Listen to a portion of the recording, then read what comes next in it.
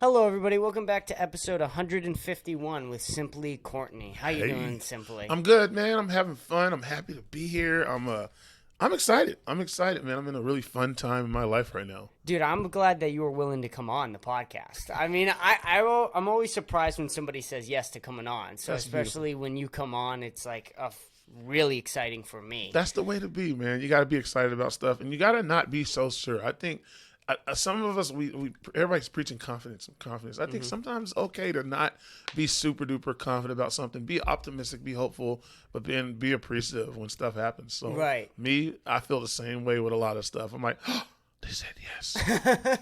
Get out. Yeah, so totally fine. But happy to be here.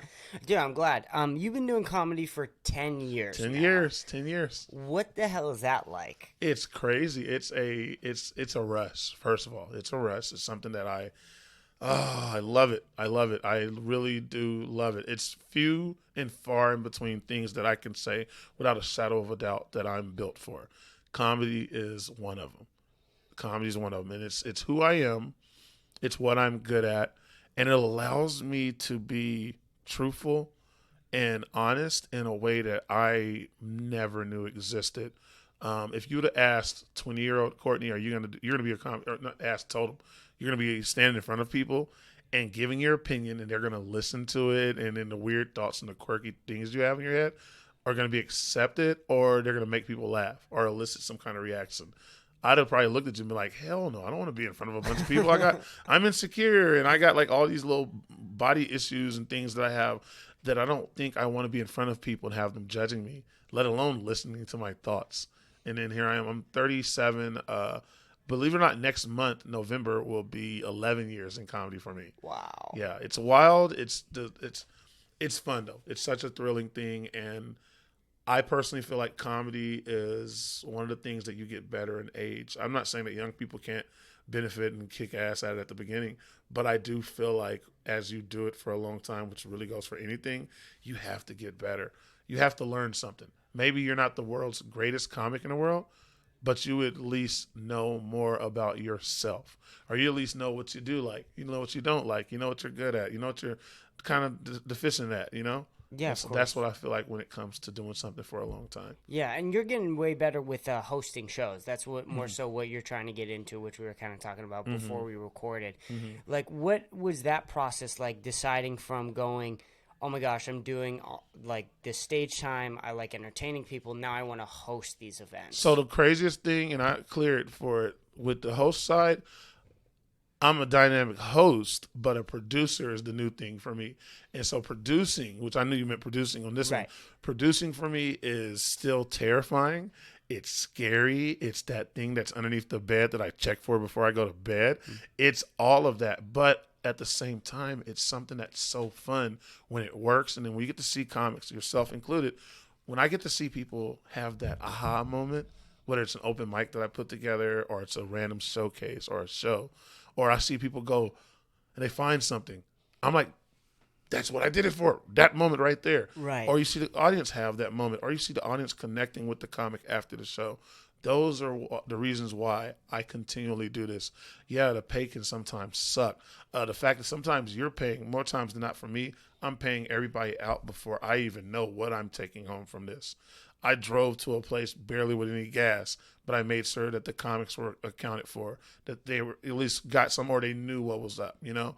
And it's wild for me because as the performer, I didn't have to do any of that.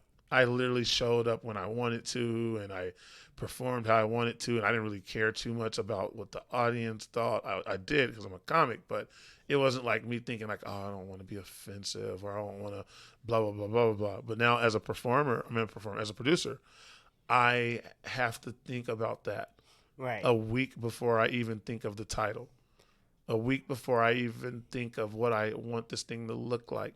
I have to start thinking, okay, what is this thing? What is this show? Okay, who's going to watch this show? Who is the comics performing on this show?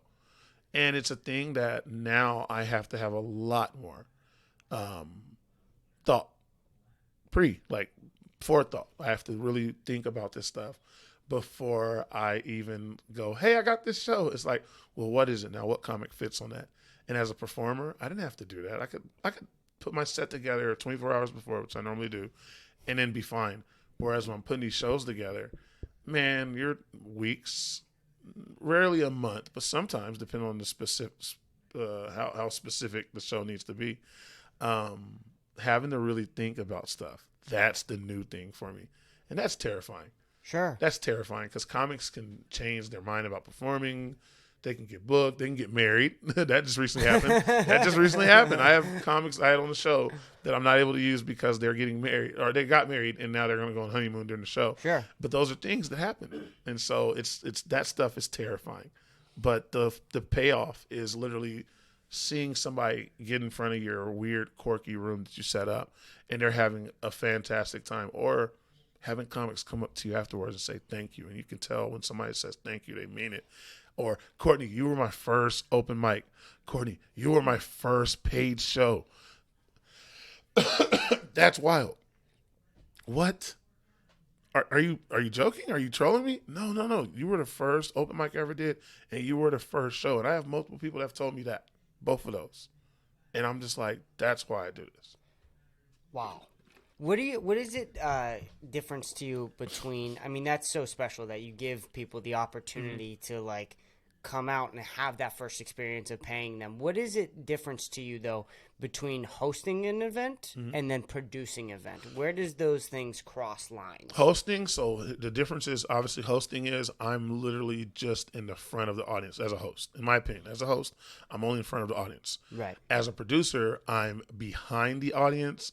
I am sometimes alongside the audience. Like if I'm thinking about putting on the show, I'm thinking about, well, who would this audience like to see?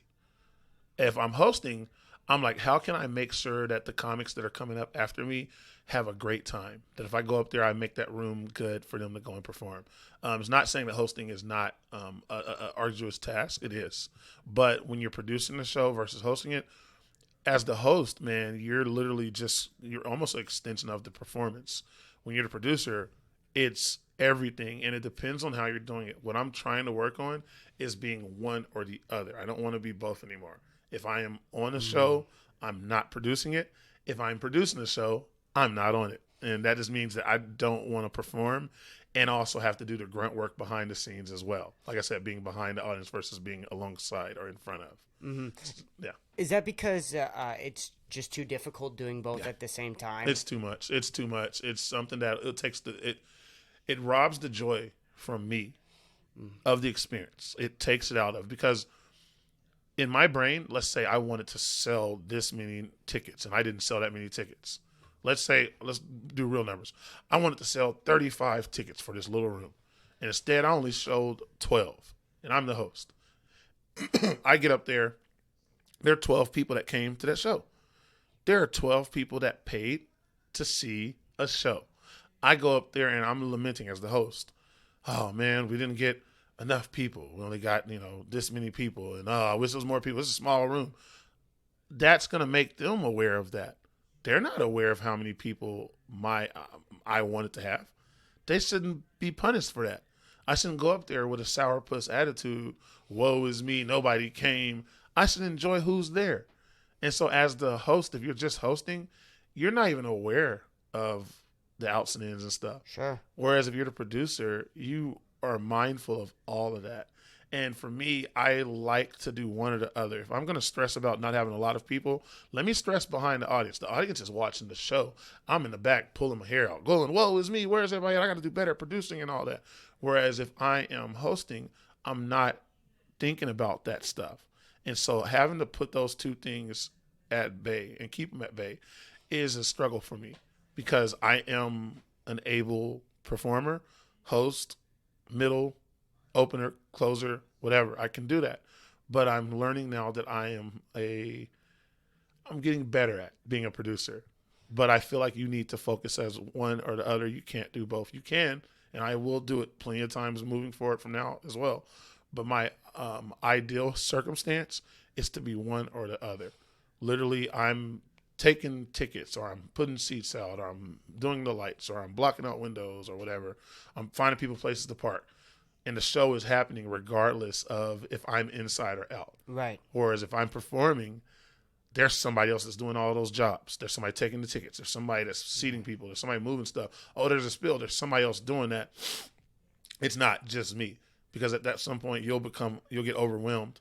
And if you keep being overwhelmed over and over, you become stressed and you start becoming spiteful or agitated. And when I perform, I don't want to be any of that. I want to go up there and I want to give you guys a good time. I want y'all to have fun. I want y'all to be, oh, look, he's smiling. I don't want to feign that. I want to literally enjoy being up there. And so I can't do both. Do you think if you're not enjoying it, you're kind of half-assing it? Absolutely. Like if you are not fully enjoying the producing part of it, then you are sort of cheating the audience, as you would say. If you're producing it, you're going to cheat the comics too. If you half-ass as a producer, you don't even care what the outcome is.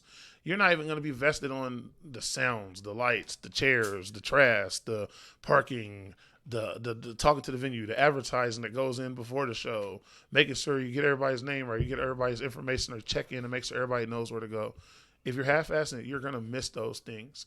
And it may not cost you right now for this show, but the next show it could. And then you're like, what the fuck happened? How come nobody knew where to go? Because, it was the week of show, and you still hadn't put everybody in one group chat and let them know, hey, thank you guys for performing. Here's the show. Here's the time. Here's the location. Here's the set. Here's the link. Here's the lineup. If you don't do that stuff, and then people are like, I didn't even know I was on the show, or I forgot. You can be mad and go, well, I booked you 2 weeks ago, a month ago, whatever. Or you can take it on yourself and go, well, what could I have done to let them know? It's show day. Be ready to get here 30 minutes before the show to check in, etc.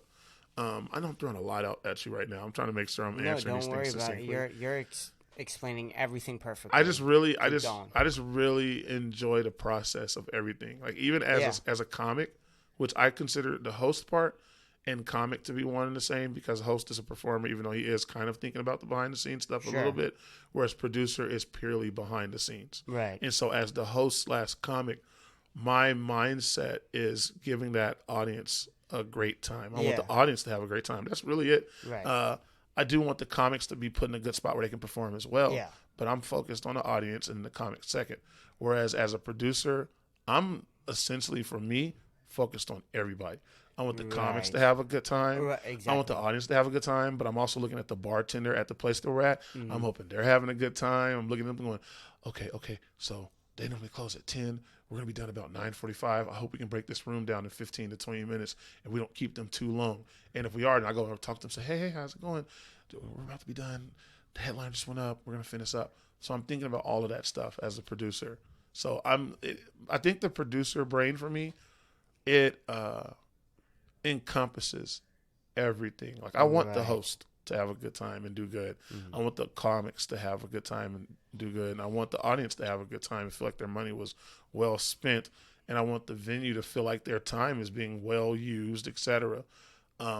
It's when I talk about it that way, it makes me remember why I only want to do one or the other. Yeah, exactly. Because there's even what you're just saying, you're listing, like you said, you kind of wanted to stay on track with my question, but the reason why you're kind of getting off track is because there is so much that goes into it. It's so much. I feel like with a host, you're kind of not thinking about what you could have done to make the audience better. You're just kind of dealing with whatever you have, and then you're focusing on the energy of the audience. That's it. Like, that's it. That's all you're focusing on. Now, if you're doing both at the same time, I could imagine how it's really, really like even with the podcast. Like, I have always kind of thought of it'd be a lot easier if I didn't have to deal with the audio stuff, right? Rather, like, even during this conversation, like, I'm, like, kind of looking over and making sure that it's recording and making sure that we can hear each other and all that different type of stuff. Rather, I mean, like, let's use the easy example, Joe Rogan, right? With Joe Rogan, you can kind of tell that he's not focusing on anything else other than the interview. Because Jamie is taking care of everything else. Exactly. Yep. And so you can kind of tell when a podcast or comedy show very similar is taking care of everything. Yeah. Or there's someone behind helping. All of it, man. There's so many examples. That's a great example. So many examples of that main person is but a part of the situation. We only see two people. Exactly. But in actuality, there's like a guy over here. There's a guy over there. There's a person did this. Even think about like the way the wall looks and how it was painted to put it look a certain way. The table they're using, the equipment. I don't know Joe Rogan, but I wonder how much of that stuff does he even know how to handle? Does he know how to do the sound? Does he know how to do the lighting? Does he know how to do that? First and foremost, he doesn't have to. Right. Those people, that's their job. Their specific focus is just to do that one thing, and that makes it a better situation for the people listening, so the audience, but also the people that are talking, Joe and the guests. Right. It makes it so much better because people aren't having to stretch themselves, or in this case, stress themselves in order to get this thing to be done. When you first start, you do, but when you're doing a show, some of my favorite shows, you see a one person for every job. Because I've explained this to comics before. I said, you go to a show, that's like 4 people's jobs. The promotional side is one person's job. Then when people get there, the person that takes the tickets or checks people in, that's another person's job. The person that's hosting, the people that clean up, the people that set up. That's 4 or 5 different people. But we see it oftentimes, there'll be one person doing all of that. And that person will get done doing all of that, and then they'll go run on stage and try to be funny. And I see so many of those people, they end up burning out. And it's like, it's not saying that you can't do it. You can do it. For sure. But it's not optimum. And for me, and that's why I speak on myself, it's not something I have a desire to do for much longer. Right. I personally want to do one thing only. I'm in a spot where I just want to do the music sometimes. Right. I'd love to just sit back and do the music. I let the comics kick ass, and then I turn the music up when they walking up, and they say, all right, DJ, kill it. Boom. That's me. I'm done. Mm-hmm. Then when they're done, put the music back up or bring it down a little bit so the host can talk. Or I don't ever have the desire to want to run the door because I don't want to run the door of my own show. I will if I ever have to. Sure. I wouldn't want to just sit at the door and just take the payments and check people in. Like, that never is the thing I want to do. Sure, of course. But all those things are somebody's job. And when you have people that are able to just focus in, stuff runs so much better, dude. Of course. So much better. I watch kids. This example keeps popping in my head because my son, with his basketball training stuff, I see these guys where they're shooting. They're doing shooting drills. They're I guess just trying to work on getting their form right, whatever. So you have the coach, but then you have a person that's rebounding. The person that rebounds the ball gets it, passes to the coach. The coach is then able to give a consistent pass, but also talk to their pupil or to their player that they're working with. And that player's not getting that ball over here, over there, down there. They're just getting the same pass. And that coach isn't having to run and go fetch that ball because that's that person that's rebounding's job. Right. So it works so much better because now you have each person's focused on their specific thing. The person shooting is focusing on shooting. The person coaching is focusing on coaching. The person rebounding is focusing on rebounding.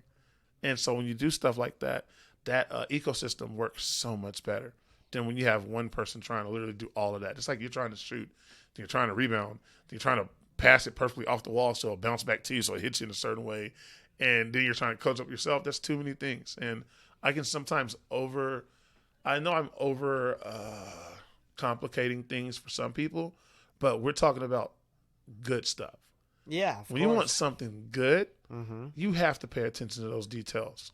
And there's like that one thing I think people get in their 20s or whatever, they start being on some, well, I don't care. I'm just going to let it happen. And I was like, well, if you just let it happen, then it's going to either end up bad or it's going to end up good. And if it ends up good, you won't know how it ended up good. And if it ended up bad, you kind of won't know how it ended up bad. So I would love to be able to remedy that situation if it goes wrong because I know, I tried really hard and this part screwed up. Well, let me undo that thing for this next one. Right. Care a little bit. I care a lot. Look, I'm not going to say I care a little bit. I care a lot of it because I'm really vested in all of this shit. It's so fun. Y'all don't understand. I don't think people will ever understand I think it's the word zeal for this thing. The process of putting together a show and then seeing it from the inception to fruition. Oh, that's beautiful.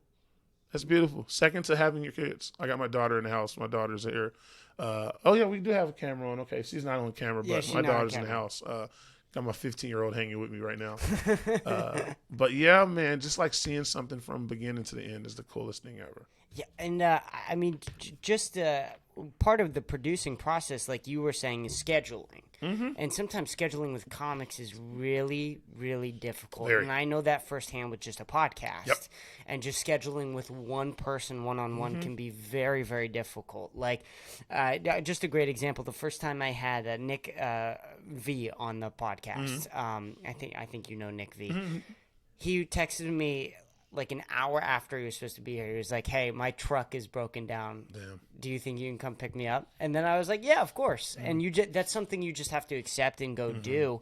And again, I love doing that because the product at the end, where we sat and we had a 2-hour fun conversation, and we were able to develop a fun conversation. He came back on again afterwards. It was awesome. Yeah, we're connecting. Yeah, of course. I mean, and then you make something. There's something about, like you said, the inception of it to the fruition of it. Yep.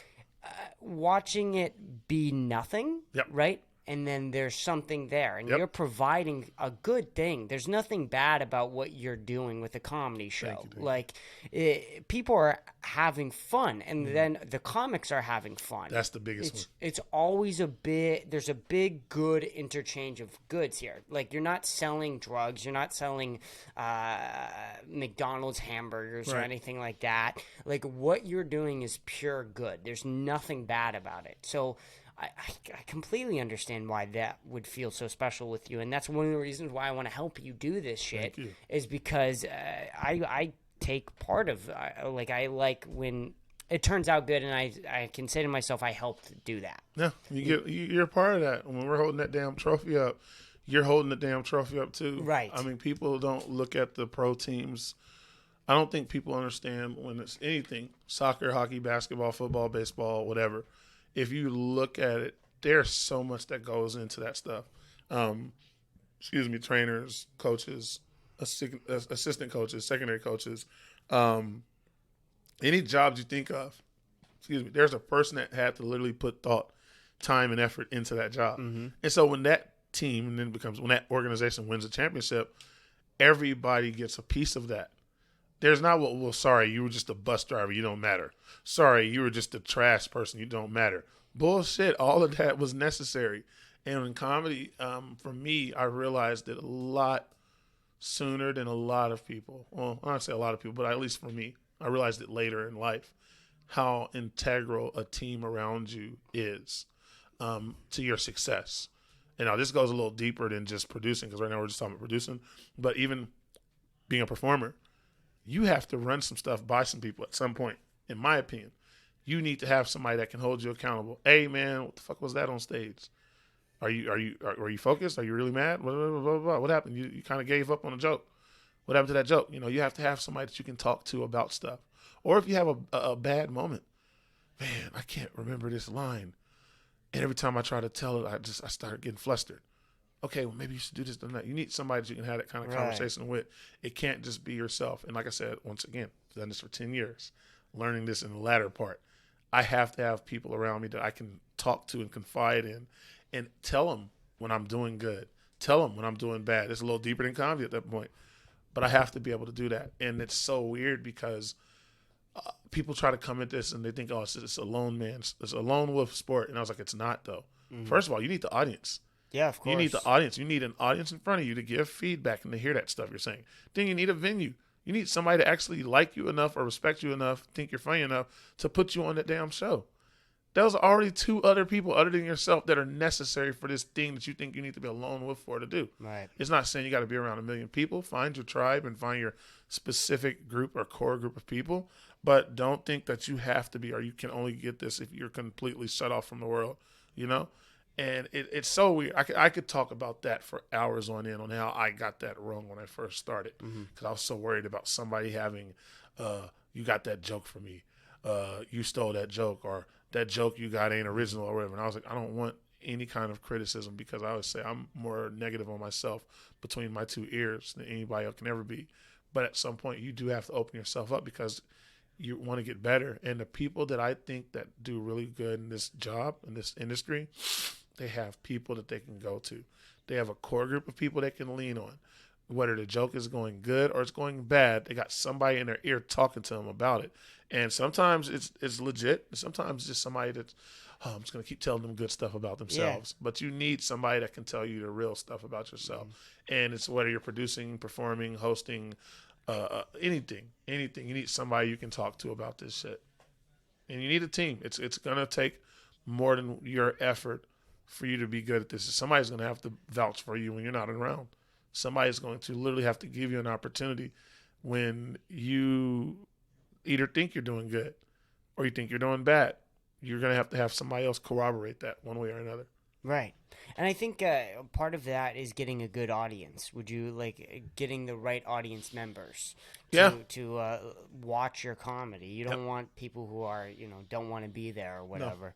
No. And I think that having a good audience is really important for one reason is that you can kind of fuck up a joke. Like I remember at your show with the Hideout, I fucked up one of my jokes with the Jeremy Renner joke. Okay. And in the middle of it, I was like, I fucked up that punchline. And that got maybe the biggest laugh of the joke is me fucking up the punchline and just admitting to the audience that, hey, that kind of fucked up right that part, there. The admitting part. Right. Yep. And then just keep it going. Don't slow down. Acknowledge what you did so that the audience, you don't lose the audience, right? So you can be like, hey, I don't want to say I'm a professional, but I'm know enough to know when I messed up and can admit that, but also keep going then. Like what you were saying, don't get flustered on stage. That's something that I learned pretty quickly is that if you slow down and stop, you lost the audience. Yeah. Like, don't ever slow down. Don't. Unless that bit calls for you to slow down. You're 100% correct. And I think that the hardest part for most of us is when we screw up. We don't realize this. 8 times out of 10, the audience doesn't know you screwed up. Right. They don't know you screwed up until you admit it. Now, they may know that there's an absence or a lack of laughter in that part, but oftentimes they don't know we screwed up until we admit it. It's like a stagehand at a play. Yeah. You don't realize anything's wrong until you see the stagehand. Like until you see that person that's clad in all black trying to actively remove a part of stage furniture that wasn't supposed to be in the scene. You don't even know they're there. You're just thinking, curtain open. It's this scene. Curtain close. Curtain open again. It's a totally different scene. Yeah. And it might as well be magic or animatronics over there.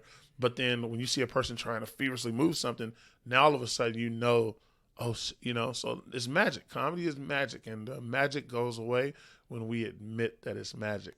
As long as we just keep on doing our thing unscot-free, there's no scot-free, I guess. There's no thought about it from the audience. Right. Most of the time. That is true because, magicians always say, magicians always say that you're kind of, it's not magic, obviously. Magic's not real, right? But what they're doing is they're using sleight of hand to kind of distort your reality a little bit. Yeah. And that's very similar with comedy is you're kind of appearing that you're just talking. Yep. Like you haven't written all this down 100 different times. That's it. Like you haven't gone up on stage and try to make this joke as funny as you possibly can, changing different wording, changing different taglines, rearranging the order of the joke.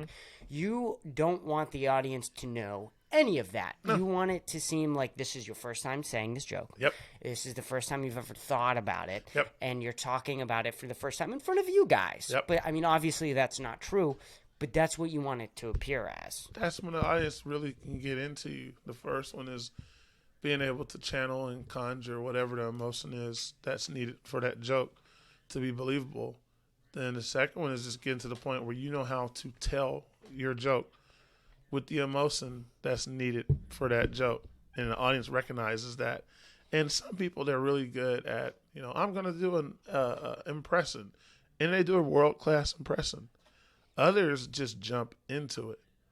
They're talking all of a sudden, they jump right into their damn impression or something, and you're just like, oh, here you go. Aye, that is a phrase right there. And they're talking, and you believe who they are without them saying it. But I think back to that point, to your point, keep going is the best thing for anything. When you're not sure, if you have the preparation beforehand, screw the mess up. Mess up, but mess up going full damn speed. And keep going. Go to the next bit. Okay, I told this joke and it was supposed to get a big laugh right here. It didn't. What was the next joke you were going to tell? Tell that next joke. Don't beat the audience up. Some people can do it. I'm guilty of it sometimes where I'll be like, man, fuck y'all. That was funny. I've done that before, and sometimes people laugh, and that can get people on my side. Oh, we need to listen to this dude's stuff. But ultimately, they need to hear something that makes them laugh. If they hear something that makes them laugh, you don't even have to have that conversation with them. And one of my favorite things is when I have a joke that doesn't work, I tell the joke anyways, and then I know that I have another joke after that that's going to work. And I tell the next joke, and then it's like I forgot about that joke that didn't work because the laughter came. And then there's times where after the show's over, now I'm like, damn, that joke didn't work. I need to quit comedy. Like, that's me. I don't give a shit. I could do 40 minutes. I could do an hour, and I will remember those 2 jokes that did not work the way I wanted them to. Right. And those 2 jokes sometimes are the reason where I'm just like, man, I ain't good at this shit. Isn't that weird that you'll be in the middle of you'll wake up in the middle of the night and take a piss, and then all of a sudden you're like, fuck, I fucked up that one joke. That's happened to me multiple times. Mm-hmm. Where and you can't really think about it when you're on stage, but as soon as you get off stage. I do. I try to tell people all the time, listen, when I'm talking to y'all and I'm telling jokes to y'all, I'm having 3 other conversations in my head. One is in front of y'all, and the other 2 are in my head, and I'm overanalyzing, psychoanalyzing. I never stop thinking about that. Like, you're really able to go to sleep, and then, you forget that it happened. My brain will not let it go. I'm just like, I'm in the car on my way home after the show. I'm getting home and I'm about to use the bathroom and I'm still I'm sitting in the driveway at home before I even went in. I'm just and it's just it never stops. Right.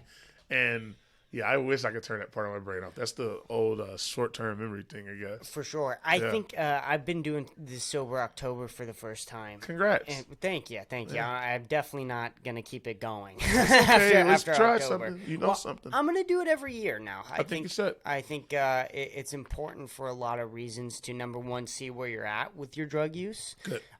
Number 2, keep yourself in check. You don't always want to have to, be stoned and be drunk or whatever, especially in comedy, because you can just get so accustomed to going drunk on stage. Mm-hmm. I mean, it's such a clutch, really. Mm-hmm. But I've noticed something during Sober October is how hard it is dealing with bombing when you don't have anything else. Yeah, use as an excuse, and it's a mask. That's literally, they call it a masking agent or whatever. And you're masking your feelings. Mm-hmm. You're masking your awareness. You're masking your, or set feelings with the emotions and stuff like that. But you're almost being able to ignore it. It's like going to sleep, which I'm definitely guilty of. When stuff is going wrong, I'll sometimes just take a nap. And me taking a nap is just sometimes give me a chance to not think and not feel. And so when it comes to any kind of use, whether it's alcohol, weed, whatever, it's people having a chance to take a break from reality. Right. And the thing about reality is it's going to be there when you wake up. Sure. When I have those problems that I take a nap from, very seldom are the problems worked out when I wake up. Now, I've given myself some time to think about them, or I've given another person time to react and respond. And then that's what's on the after 45 minutes, an hour, or 2 hour nap, whatever. But when it comes to using anything, you have to make sure, especially with this comedy shit, that you're the person that's in control. You're the person that wrote the joke. You're the person that's telling the joke. You're the person that after the show, when people want to come up and talk to you and tell you how good that joke was that you wrote and you said, you want to be able to talk to them and not be slurring your words, or not be a lust, or not smell, or hold on real quick. I think you need to be accessible, because part of this job is people. Yeah. And you have to be available. I'll call it that. You have to be available to the people when you do this job. And a lot of my people that drink, or my people that smoke really hard, sometimes if they went overboard with it, they're not available to the people after their set. Mm-hmm. And I think that's a detriment. Right. That's a detriment. Yeah, I mean, even before Sober October for shows, I had one rule. It's do one drink. If you're going to drink, do one, because then you're fine afterwards. You can still talk, but you still get that little bit of looseness that you might need for a show that gets rid of the anxiety a little bit. Especially for someone like me, because I've been thinking about this a lot, is it makes sense why a lot of comics get sober after 10, 15, 13 years of doing comedy, because you're way more experienced. You know how to bomb. You know when you're going to bomb. You can kind of control the bomb a little bit more. You can kind of control if you want to do really well, if you want to do a really good crowd. You have access to better crowds. It makes a lot of sense why a lot of people wait to get sober. I mean, it's a common thing where you can kind of drink or smoke or do whatever drugs that appeal to you through your first 10 years of comedy. Depends on the person, man. For sure. Some people, like, it's tough, dog. There's a lot of stuff out there, especially now. Some people are going through things off stage that you'll never know about, and then you, unfortunately, hear about it at the end when everything goes whatever. Everybody's different, but I think the thing that's the same and it's the standard is you have to be able to perform sober without anything, because usually if you're trying to make this a career, there's going to be times where you're going to say, hey, no smoking. Hey, no drinking. Hey, no this, no that. Don't even smell like it. Don't even talk about it. And if you're not able to be able to adapt to that, then it's going to be hard. Now, there are some people that will just say, I'll never work a room like that. That's fine. But depends on the level that you're trying to go for, what you're aiming for. My aim is to be able to do kid stuff. My aim is to be able to do church stuff. My aim is to be able to do clean stuff or do stuff where it's dry bar comedy or whatever these things are. My goal is to be able to do all of that. And so if it's ever a time where it's like, hey, fill in the blank on anything, by the way. If you can't do this, you can't work with us. Hey, if you're going to do this, you can't work with us. Hey, if you're doing our show, this is a thing that's a no-no. Unless it's something that goes against my personal standings and moral judgment, there's not a damn thing they can tell me that I can't do that I'll be like, oh, I got to fight you on that. No, that's the rule is. That's the law. I'm doing the show. I'm working to get the prestige. I'm happy for the opportunity. And in the payout, if you tell me I can't do certain things that are like realistic, done. Right. No facial hair, going. No eyebrows, gone. Cut your hair you've been growing for 2 years, gone, dude. Like, come on, dude. Like, you can't. I think in this game, people come in it with I got integrity, and really it's an ego thing. And it's like, you're not going to tell me what to do. And I was like, everybody has to get told to do at some point, whatever it is. I don't give you're not showing up as the headliner. And even if you are the headliner, you're going to have to bend over for the venue. You have to figure out how to get marketing. You have to figure out how to get music. You have to figure out how to get lights. There's going to be somebody that's going to put you in your place. And as comics, we sometimes don't want to be put in our place. We want to just do what we want, laissez-faire. And so when it comes to drinking and smoking, that's a big one. A lot of comics are like, well, I'm just not going to work with any place that'll tell me not to smoke or drink. Man, there may be some opportunities you want in 10 years that now you can't get because you were a jerk in the first part, Well, I think that has to come from you being a host and a producer, that empathy for the venue, that empathy for the host, that empathy 100%. for the producers, because you've done it. Yep. A lot of people don't understand the amount of work that it takes to go into producing something like everything we just talked about. Yep. So a lot of comics are just like, I want to show up and do my thing. But that can't always be the thing, right? No. Also, I've been talking to Dom a lot about this. You can drink, you can smoke through your first 10 years of comedy, and you can say no to those certain venues. But then once you make it, your body is ruined. It's gone. You can't enjoy your success. No. Or you have to get sober because, and I don't want to be, 35 and I'm successful or whatever. Right. And then I can't enjoy a glass of wine or a beer at a venue. I still want to have that privilege of being able to roll a joint and smoke it when I do as please and have my family and friends say, hey, that's not a problem. Yeah. You only did it once, twice this week. Moderation. So moderation. Yeah. It's all about moderation. I think you have to learn that young. I think you have to start that, which I'm on the path of like trying to figure out what is the balance of what I can and can't do. And good. That shit's hard. Knowing it's half the battle, my friend. It is hard though. It is hard. Yeah. Well, I've made a decision not to do anything else harder than nicotine, alcohol, and weed until I'm 25, which I'm gonna do mushrooms on my 25th birthday. Well, good. I think there's nothing wrong with that. Having an idea of what you want to do and having a goal. We talk about the why all the time. I talk about the why. I talk about second letter of my name's a why and why you did this and that.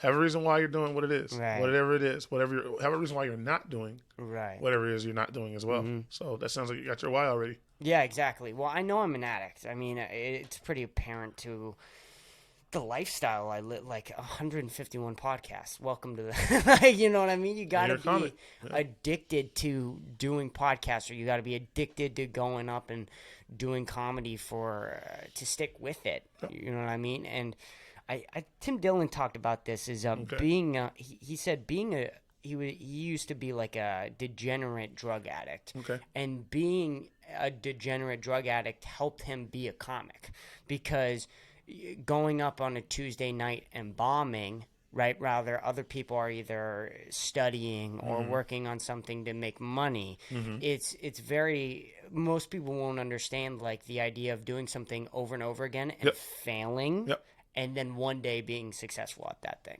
That part. I'm 10 years into this thing, man. So I'm right there. 10 years into this thing, and I've gotten better. Obviously, there are things that I think I'm succeeding at. But if you said, like, okay, one, you can look at your peers. You got peers that are on shows, that are killing it, that are traveling, that start either when you start or after you or a little bit before you, whatever. And it's just like the comparison thing. And I try to tell people, don't compare yourself. As hard as it is, sometimes look at other people's success. Be happy for them. Laud, applaud what they got going on. But don't use that as a negatively detrimental thing for yourself. Of course, comparison is the thief of joy. Thief of it, man. And it's good to know where you're at and be realistic, but at the same time, it's good to sometimes be ignorant and not even know what's going on around you. Me personally, I'm greatly aware just because that's who I am. Sure. But I know when to shut it off. When I know when I've been looking at somebody else's stuff and I'm starting to get not necessarily animosity towards them, but animosity towards my struggle. But like I said, you have to start somewhere.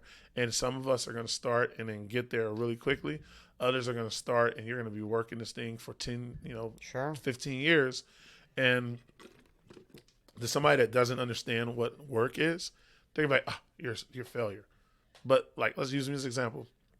I didn't do this shit 2 years ago. Sure. 2 years ago, I wasn't producing stuff. I was booked a lot, but I wasn't like, I think there's a clarity that I have in my mind when I'm performing now that I was touching the surface of 2 years ago. Sure, of course.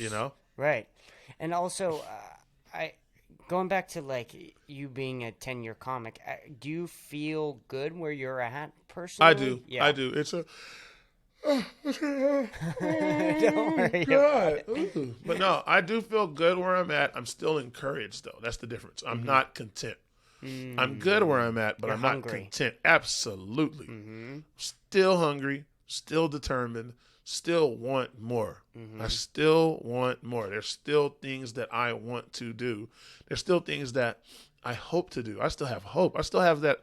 I don't have that it's the fourth quarter and we're up by 20. No. It's the third quarter, and if anything, we're tied at 10-10. Right. And this team is known to score 20 points a game. Yeah. So I know they technically got 10 more points in them.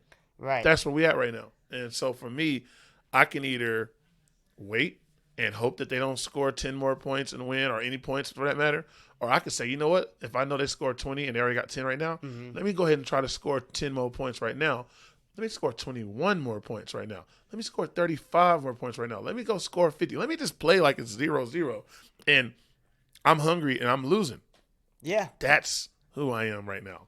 Dude, that's awesome. That's who I am right now. And also, going back to being jealous of people's success, one of the reasons why I started this podcast is when I see a successful person, I can it's easier to ride the wave of their success with a podcast. I mean, it is like, you're doing so well. So I'm like, oh my gosh. Number one, I respect you a lot, right? Yes, sir. You are successful. If I was where you were at 10 years from now, I'd be happy. I'd be really happy. No, I mean that, though, right? I don't try and say things that I don't mean, but I would be happy where you were right now in 10 years from now. And so knowing that, selfishly almost, I'm like, I want you on the podcast. Ain't nothing wrong with that, man. That's shine. I mean? That's shine. You want a little bit of whatever that shade is. A giant tree does not, and I'm not considering myself a giant tree, but the metaphor I'm using is that tree is providing shade for its roots. It's providing shade for its base, but it's also providing shade for other trees. It's also providing shade for other plants and stuff around it. And you can't, if you're really standing out, if you stand out like you really are, you're supposed to help some other people at some point. You're supposed to. It's supposed to be a ecosystem built around you. I'm standing up, but man, I'm sticking my damn arms out where I can get you, I can get Dom, I can get my homegirl Grace, I can get my boy Joe. I can get all these people. Sure. And I'm not just doing this by myself, because at any point, this is where the metaphor is going to be funny for a second. If that big ass tree falls, right? If that tree's doing its job, it's going to fall on some other trees, and it might be at a stand. That's going to be kind of sideways. But Sure. have you ever seen a tree that fell a little bit and its roots still stayed intact and it still stayed alive? Yeah. Now it's leaning sideways, and now maybe some intervention can happen and we can push the tree back up, Sure. and maybe it re-sprouts in there. Or it just stays to its side. But it got those other damn trees holding it up, though. Yep. And You it'll know? keep growing. It'll keep growing. Exactly. I've seen it. And so for me personally, I'm not trying to stand up big and bad by myself. Sure. 2021 and before, 2020s, I mean, obviously that was the pandemic, but truth, 2020s, 2019, 2018 and stuff, I was trying to stand by myself. Mm-hmm. Now, shit, I'm trying to stand big and bold and stretch these damn branches out, not just in case I'm going to fall over, but it's there. And not just so I can give shade for everybody else, but it's there, but for all the above. Yeah. All the above. Right. You Exactly. ever fall and just keep your hands still side and fall? Hell no. When you fall, you brace yourself. You got something to say about it. Right. That's what I'm doing. Right. I'm trying to brace myself with others, but I'm also trying to be there so others can brace themselves with me as well. Exactly. Yeah. And also, I feel like if I could have the emotion of like, well, fuck Courtney, right? Like he's doing so well, that piece of shit. Like I don't want to be associated with him. He's doing so well. I don't think he's earned it. Or Right. I could be like, what is he doing? There you go. What's he doing that he's more successful than me? And one of the reasons why is just because you've been at it so much longer than me. You But I can, think that was the reason why, but I worked my ass off. Of course. I try to tell people, like, I came at it like this. I started off, not to cut you off, but I started off like this. right. When I was Parks and Rec, dude, this is before I ever did comedy, I showed up and I was smiling and I was happy when I came to work. And I remember one of the coworkers was like, oh, that's going to change after a few years working here. You won't always be like that. Man, when I left that job, it was 7 years later, still showed up the same way. Mm-hmm. Now, there were times where I didn't have, like, I wasn't in the best mood. Sure. But if you had to put my numbers out there, majority of times that I came to that job, I was happy to be there. Now, there were things that I didn't care about for that job, especially towards the twilight of it, but it was the same from day one to day 991. For sure. And I try to tell people how you start really does matter as much as we say. It don't matter where you start, it's how you finish.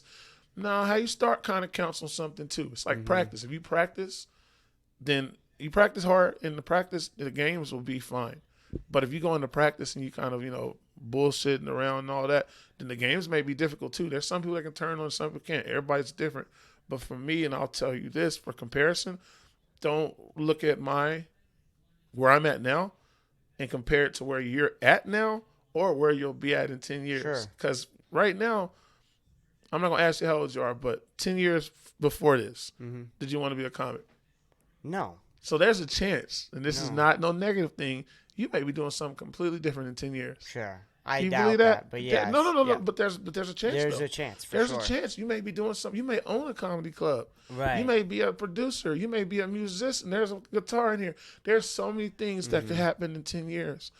Let's put some perspective on this. My little girl who's in there right now, 10 years ago, she was 5. Right. I was 9. You were 9. My son, who's 13, was 3. 10 years ago, I was married. 10 years ago, I was working full time. 10 years ago, I wasn't thinking about telling jokes, being on stage. Obviously, I started at some point, but there was 10 years ago.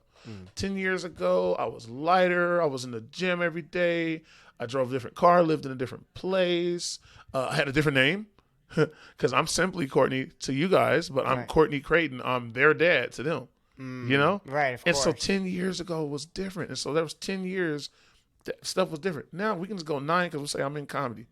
In the comedy, I already did my first year. My material was different. I talked about things differently than what I talk about now.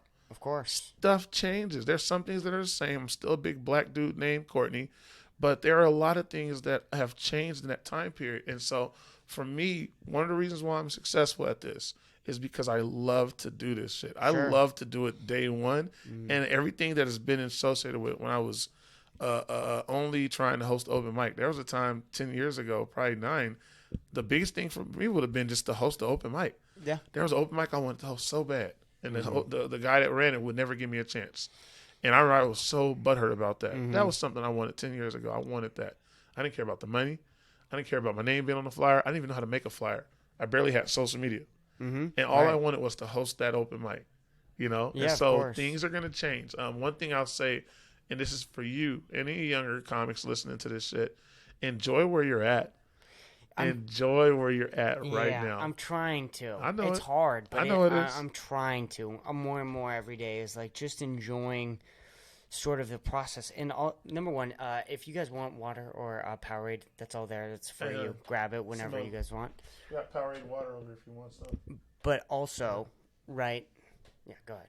You had a blue Powerade? I had a blue Powerade in ages. Right. Yeah, it's pretty nice. You killing, dog. Hey, everybody else, I'm going to say some shit real quick. Y'all need to step your fucking game up. Motherfucker got water and Powerade at his damn podcast. You motherfucker, I be walking in. Y'all don't even offer me no damn peanuts and shit.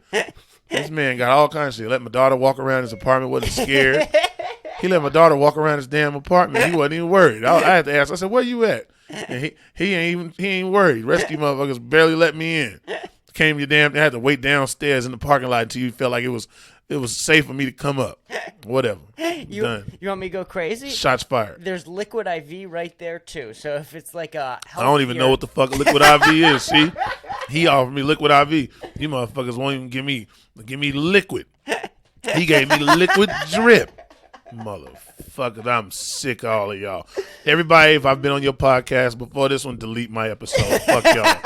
This the only podcast I ever did. I don't want my name come up on nobody else's bullshit. If you ain't got liquid IV, if you ain't got Powerade, BLUE, or if you ain't got WATER,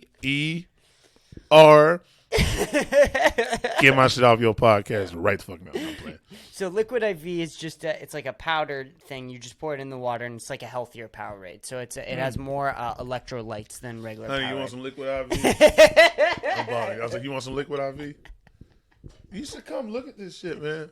I'm gonna get you on camera at one point so people don't think I'm crazy. Yeah, they just think we're talking to a ghost.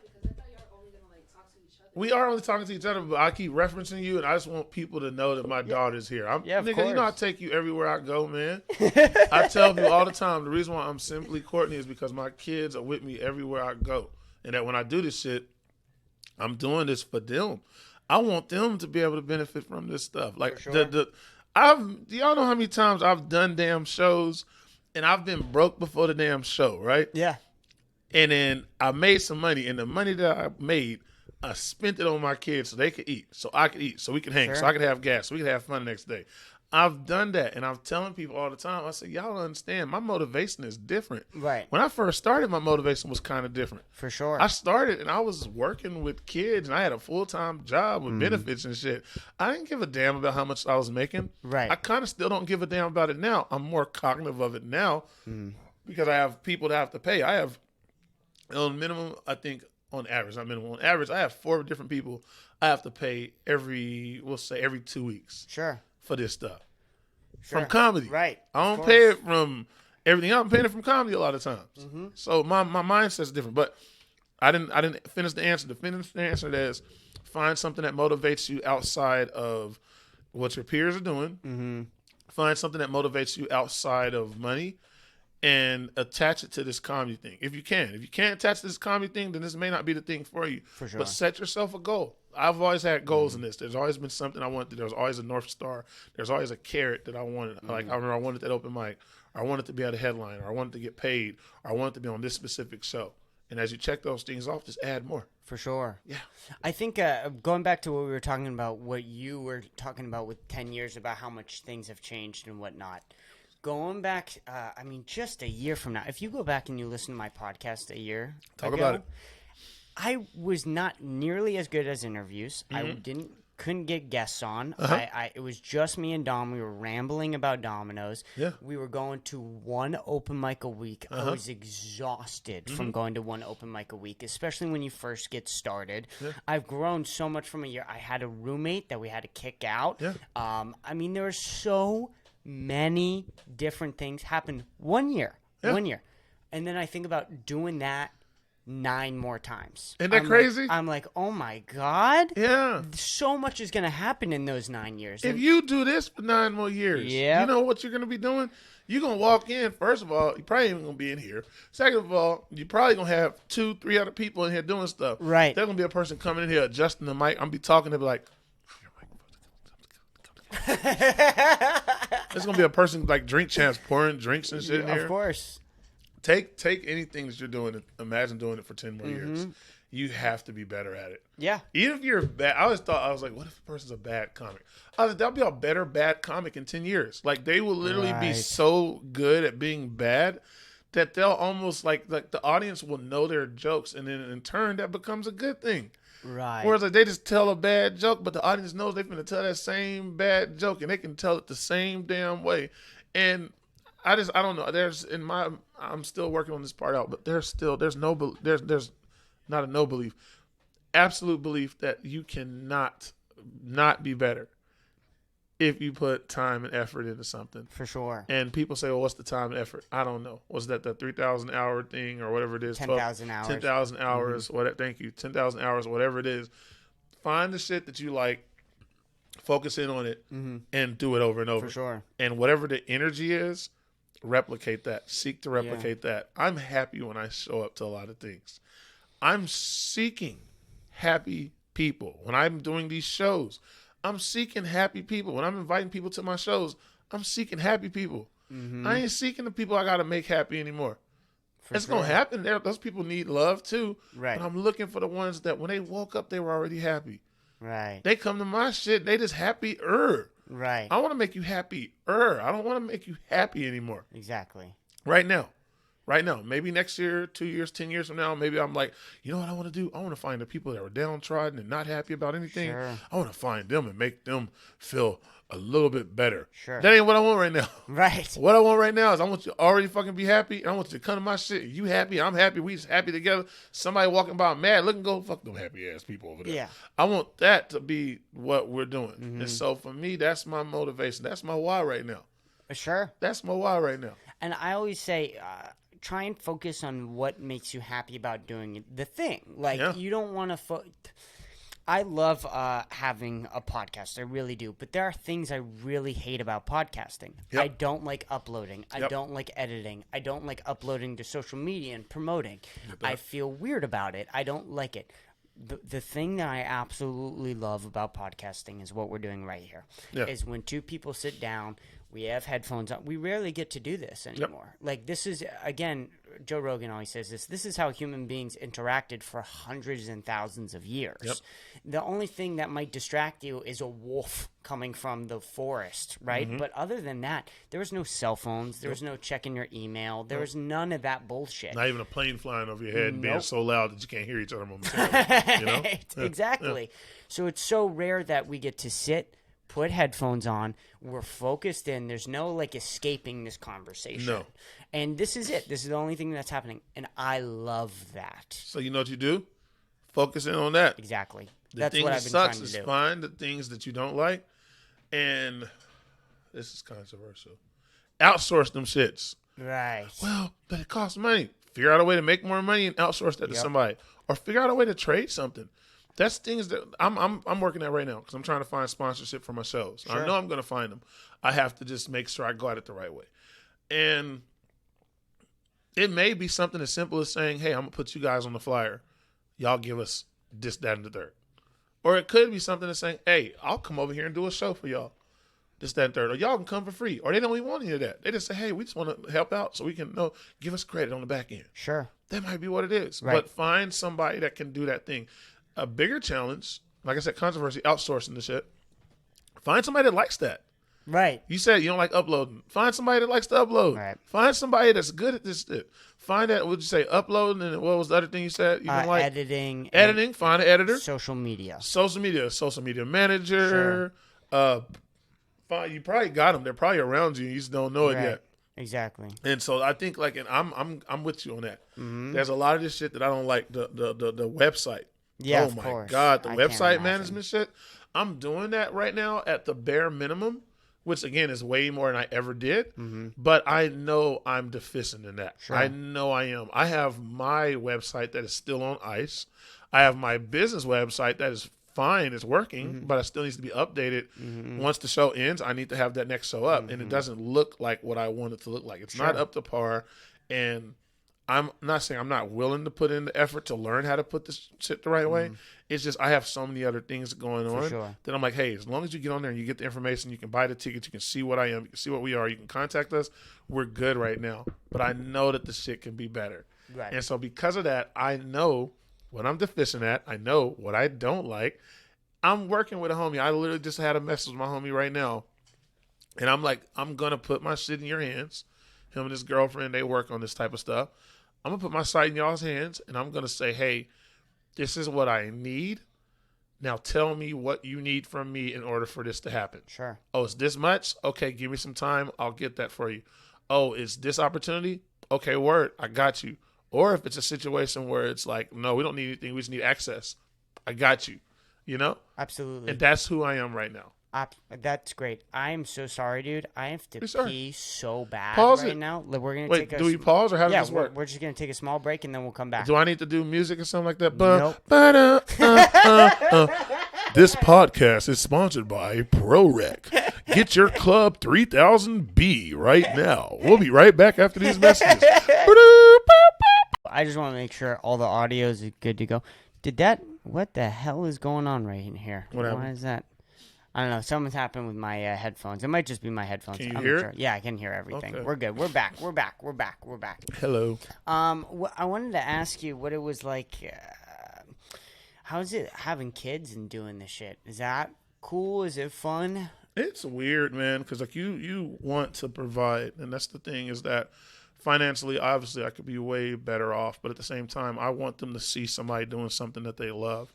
I want them to see, like we talk about, live your dreams and all that type of shit, and then the moment stuff gets really hectic, you like put those dreams to the side. That's not saying that couldn't potentially happen to me. I hope it never does. I'll knock on wood, not on this table. I'll knock over here. That I'm able to be able to financially do the things that I want to do with them, for them, sure. through just comedy. Yeah.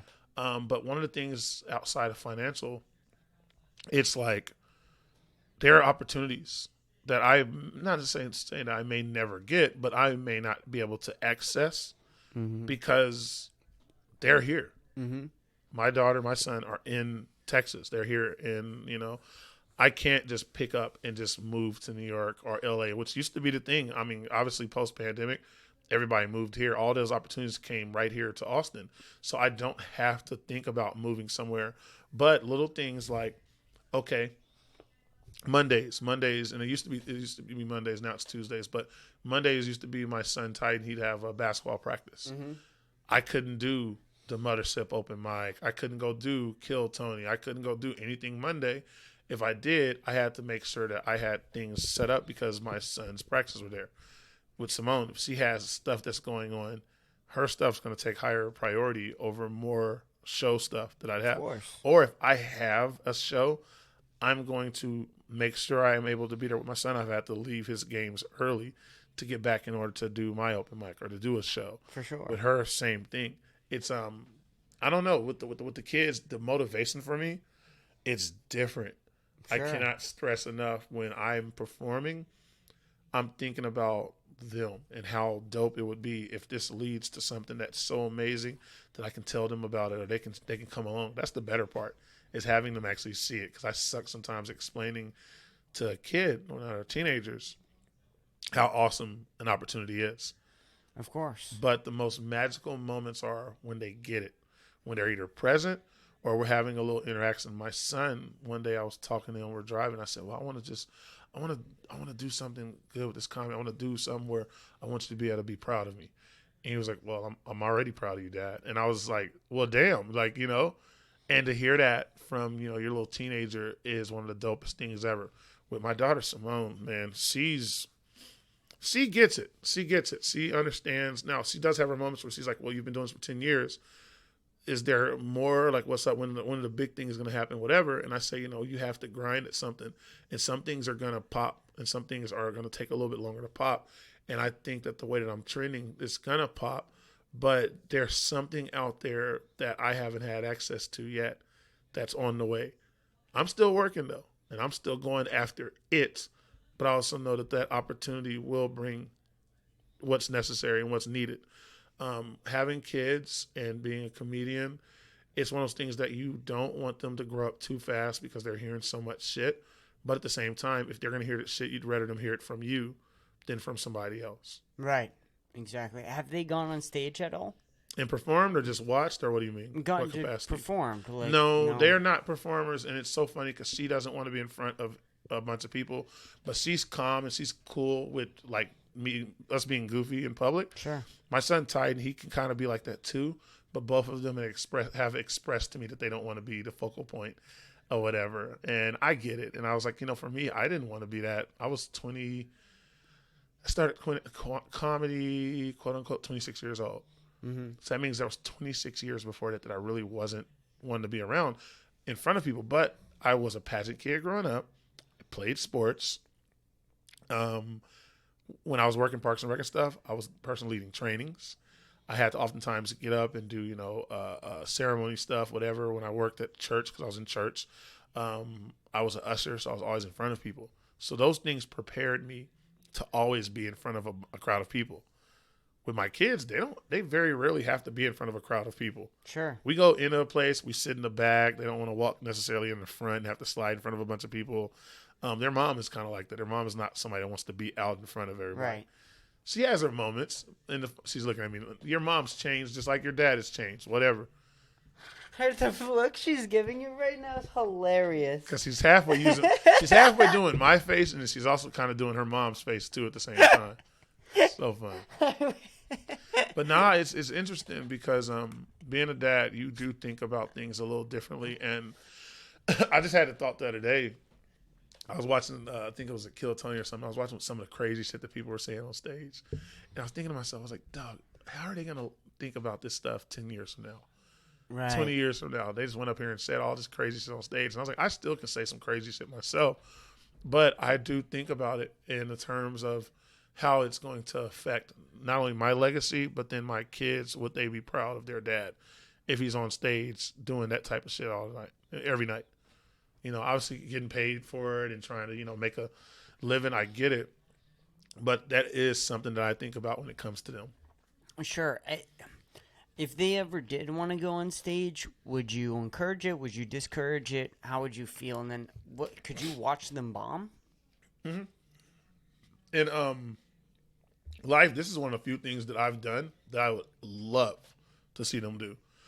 My son's playing football. I played football till college. Mm-hmm.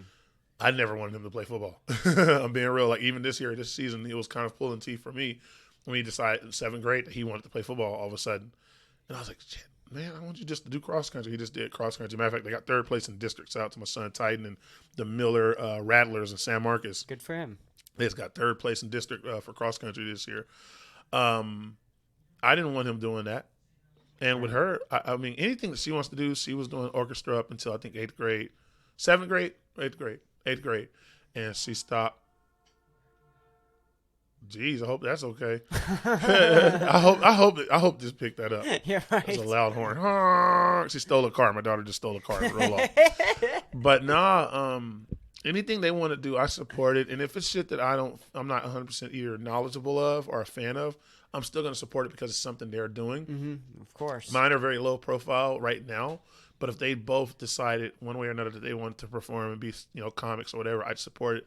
I think both of them would be good at it. I think she would be really good at improv, and I think he would probably be good at stand-up. But also, I think he's a roaster. My son's he's a jerk when he wants to be. He'll talk some shit about you, but she will cut you in half as well. Sure. And so I think both of them got that comedic. Excuse me. She has a natural comedic wit to her. Yeah. That I feel like I'll never have. There's things that she can say that I just can't, and it's like she'll deliver something. Just the look she just gave me. That's what I deal with on a regular. Right. And that's just some people are God given that, and that's who she is. Well, yeah. I wonder where she got it from. Right. Probably me or my family. You're not wrong. Me and her family. I said my family, but our family. Everybody around us is some kind of character. My mom, her grandma is a character.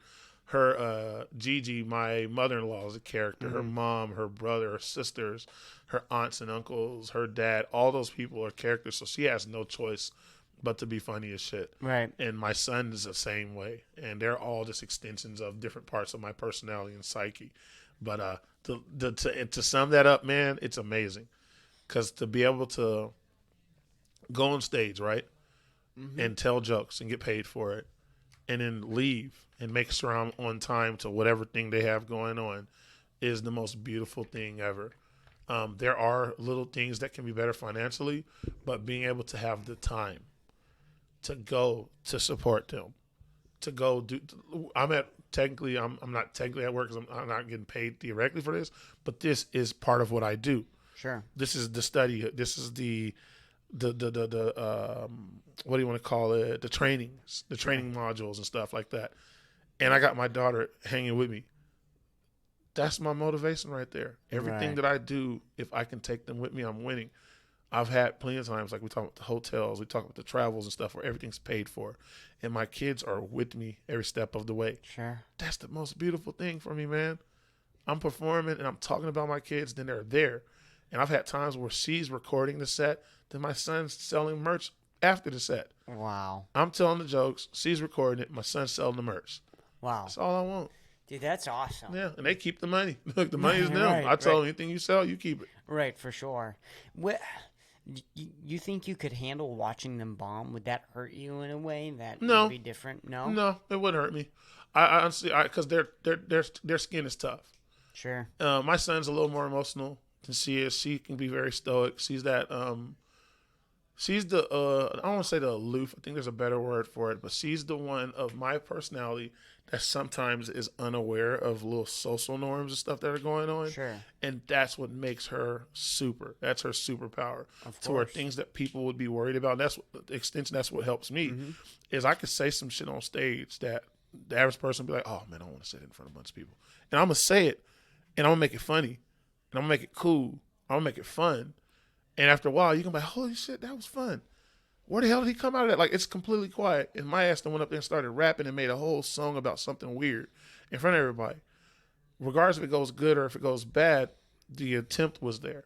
And that's who she is. And I don't think I would be worried about them bombing. I would try to help them, obviously. Of course. But no, man, they're fine. They're strong. They're thick-skinned. They're built differently, I think is the phrase. They're built differently. They're built for it tough. And I mean, they've been through stuff. My kids are shit. They're not a fold type. What's the thing they say on How to Train a Dragon?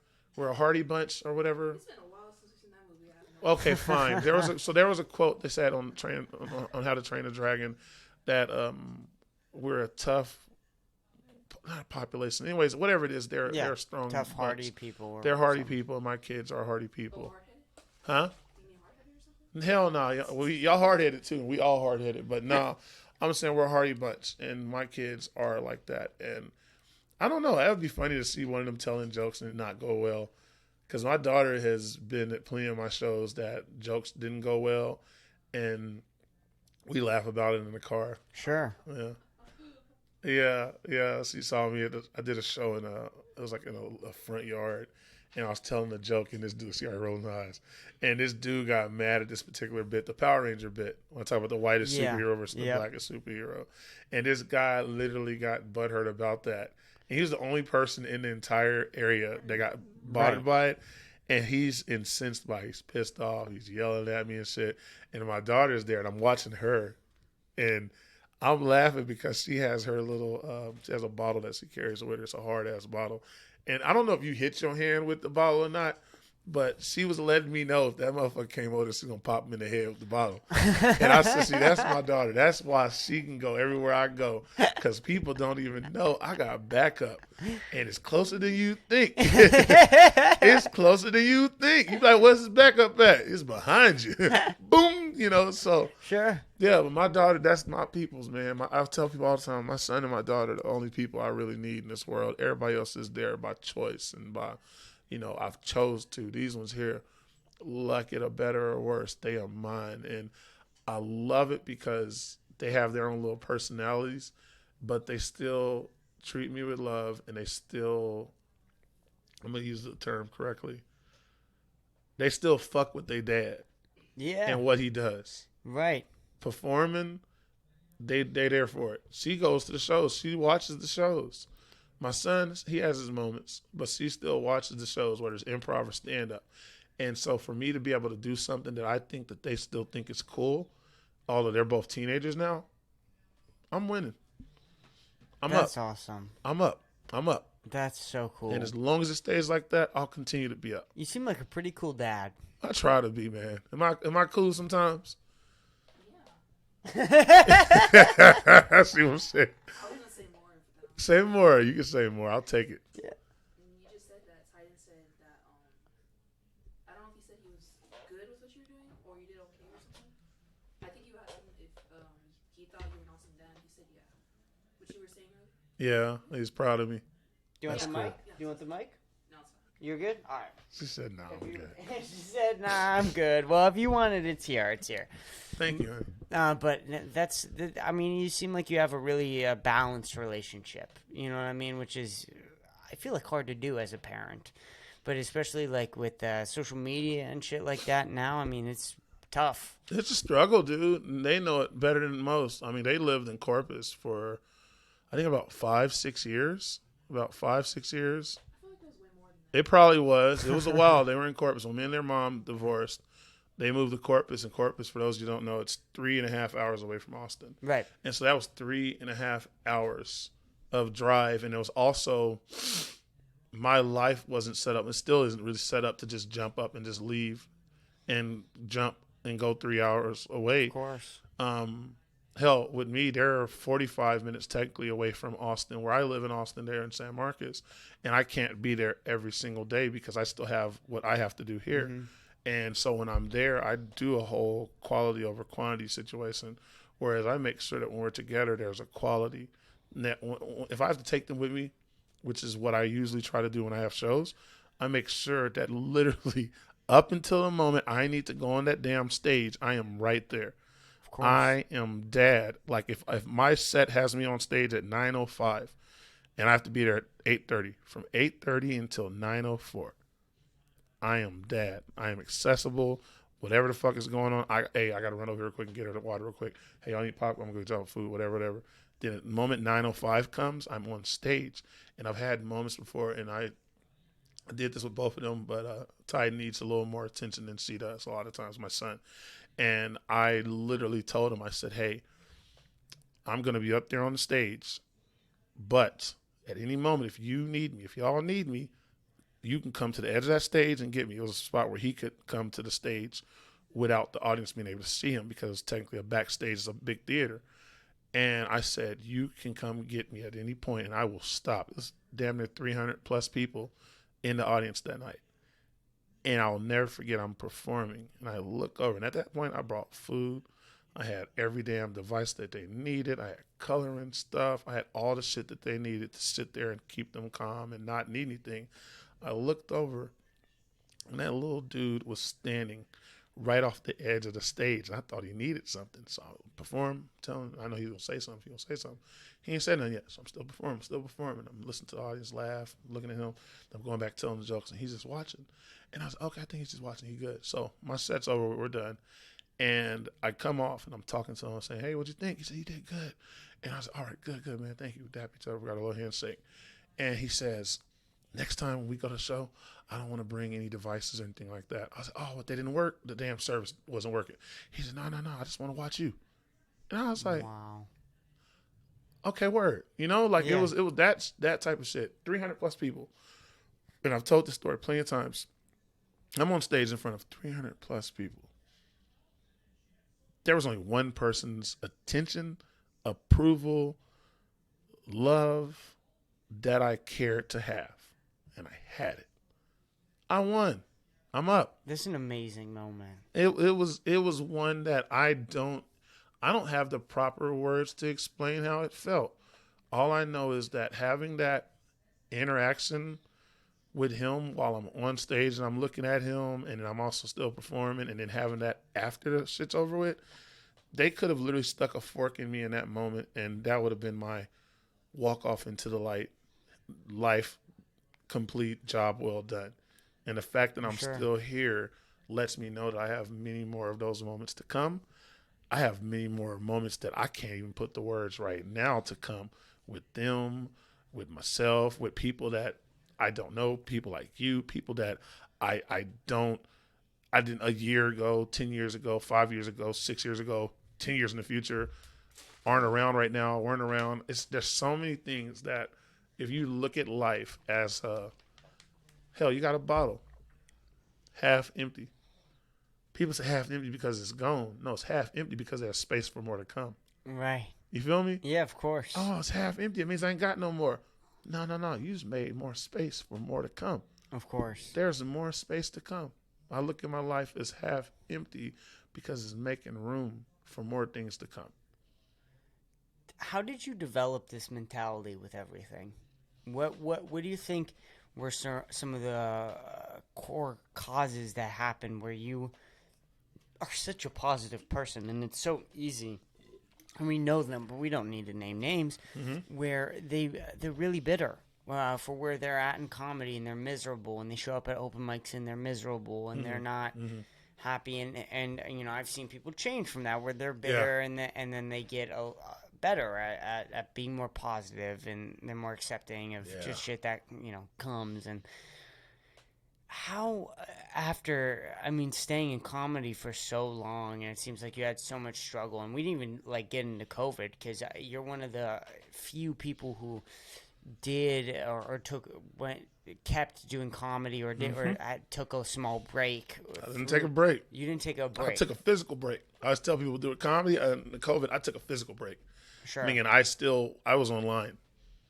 I did probably as many shows online as I probably normally did in person. You were doing online shows? Yes, sir. Now, weren't those terrible to do? No. You did them right. Let me let you finish asking the question. I already know the first part of that question is about how do I stay motivated and stay positive with the stuff. Sure. And what happened to get me there. But finish the question. Let me not cut you off. It's basically just an extension of the question. How'd you stay positive through COVID? Okay, so specifically COVID then. We'll go COVID first, Sure. and we'll attribute that to everything else greater good as well. COVID for me, I had to take my lumps like everybody else. There were some bad ones. There were some absolute horrible, bad online shows. I had some bad performances online, but you know what changed? Me understanding that this is my new norm. Me understanding that, hey, this is the circumstance that I'm in right now. Let's make the most of it. How do we do that? Okay, Let's get a background. Let's get a green screen. Let's get an actual green screen. So we can, because everybody has that. I see that. I'm looking at people and I'm like, oh, they got a green screen. I had a bed sheet. I had a towel or some shit that I put on. I think I had, before I got the green screen, the last thing I had was a shower curtain. I had a shower curtain. I had a damn blue shower curtain. That was the thing, because I figured, I'm going to make it look like something different. It didn't look like nothing. Just looked like some different shit behind me. So I got a green screen. Got a microphone. Didn't need a microphone after a while. Got some headphones. Got a big monitor. Probably, a little bit bigger than that. Sure. And had my laptop. Had lights. I also got lights.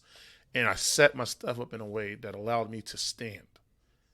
And I didn't perform sitting down. I was like, when do I perform stand-up sitting down? I stand up. So I got my situation set up in a way that it was as tall as I am. Then in the back behind my laptop, I actually had this big-ass screen that when I was performing, I would set that thing to not stadium view. It's not speaker view. What is it? Gallery view. I'd set it to gallery view. And that meant that when I'm performing, I'm not looking at myself. I'm looking at everybody that's there. Then I would implore people not only to turn their cameras on, but to turn their microphones on. So when they turned their microphones on and their cameras on, now what could I do? I could perform, but I could perform to each one of those squares. I wasn't performing to just, open air. When I first did it, the first time I did it, I did a show where it was me on Twitch. So I didn't hear no kind of feedback. The only feedback I got was people typing in. That was god awful. That one was bad. Yeah. But I learned after a while, okay, you got to affect your environment. And so me affecting my environment was asking the audience to turn their cameras on, asking them to turn their mics on. And then when I'm performing, I'm not talking just to everybody. I'll talk directly to Carol, Oh, girl, I just saw a dog walk behind you. You got a dog, right? If not, a dog just broke in your house or somebody broke in your house with a dog. Just want to let you know. Woof, woof, woof. You know, so I would do that. And my performance just got so much better. My performance just got so much better. You did crowd I work did. online. On Zoom, and I did it overseas. I'm on shows where I may be one of two people that only speak English, and we're in America currently. Everybody else is in other parts of the world. Of course. And I'm telling these jokes, and then after the show is over with, I'm staying on longer to talk with the people that watch the show, to talk with the comics that may have performed as well. And I'm now learning about other parts of the world. I'm also learning that I'm not as alone as I thought. They going through the shit in their part of the world. Also, I'm learning that, damn, I'm funny in Belgium. Right. I got people in Belgium that laugh at my stuff. I'm talking about being a big black dude named Courtney driving a cab. I don't call it Uber because I don't think they have Uber. If they do whatever. I learned all of that, though. Yeah, of course. During the pandemic, I started learning what of my material is translatable or transferable across the pond. And I found it was a good amount of what I talk about on stage in physical works online. And also the shit works in the fact that I don't have to change up too much because I don't go too hard talking about current events. I don't go too hard talking about local things. I'm talking about me. I can go to Germany and perform. I can go to Malaysia and perform. I can go over to fucking Saudi Arabia and perform. I can go to all these places and perform because when I'm on stage, I'm being myself. And during the pandemic, I realized that people were laughing at me being myself. Right. Me being honestly true to who I am.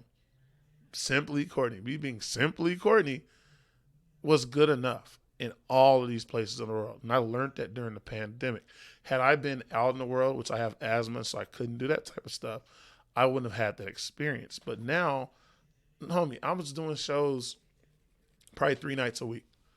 3 nights a week. How much time? It varied. I mean, I headlined one. I did 50 minutes online, and that was back with the shower curtain. And I recorded the whole thing. I made a whole day documentary out of that whole show. Like I recorded. I was learning editing. But yeah, I was doing 15 minutes, 10 minutes here. Best part is the little Symply haha thing that I have now. Yeah, that came from the pandemic. Because I was doing online. I had an online show that I did. I think it was twice a month. And then it ended up being like kind of something that became a monthly show. It used to be called The Callback. The way the show would work is I'd have 4 comics perform, and I'd be taking notes during their performances. And when the show was over with, when they, like the last person went up, that was the headliner, closer, whatever, I would come back on and I would rap. And I'd freestyle, and it would be about the comics and their jokes that they told. And that would be the whole show. That's why it's called The Callback, because I'd be making callbacks to their jokes. Right, of course. And so I was doing that online, and we did that for about 8 months. I think we got a year in. We might have got a year in. Sure. But either way, we did that. And so I'm doing that, and if somebody asked me, they said, what if you did this for an apartment complex? And I was like, what? They said, well, they're already there. It's a bunch of people there, residents and stuff, and they need entertainment. They're all inside. So I was like, okay, let's try it out. And so I started doing that, and that became the basis of my operation. What I do is I bring comedy shows to complexes and businesses. And that's where Simply How I came from. So you didn't skip a beat during the pandemic. I got better. I told people I got better at performing. Imagine you did. I knew how to talk. I learned how to breathe, learned how to focus in and use my gifts. I have a very expressive face. During the pandemic, all you could see was chest at the top of my head. Right. I learned how to focus in on using my facial expressions to the best. I learned how to overcome a poor connection, both in language and if technology had me being on a delay, I'd tell my joke and then I would let the echo take care of whatever was taken care of.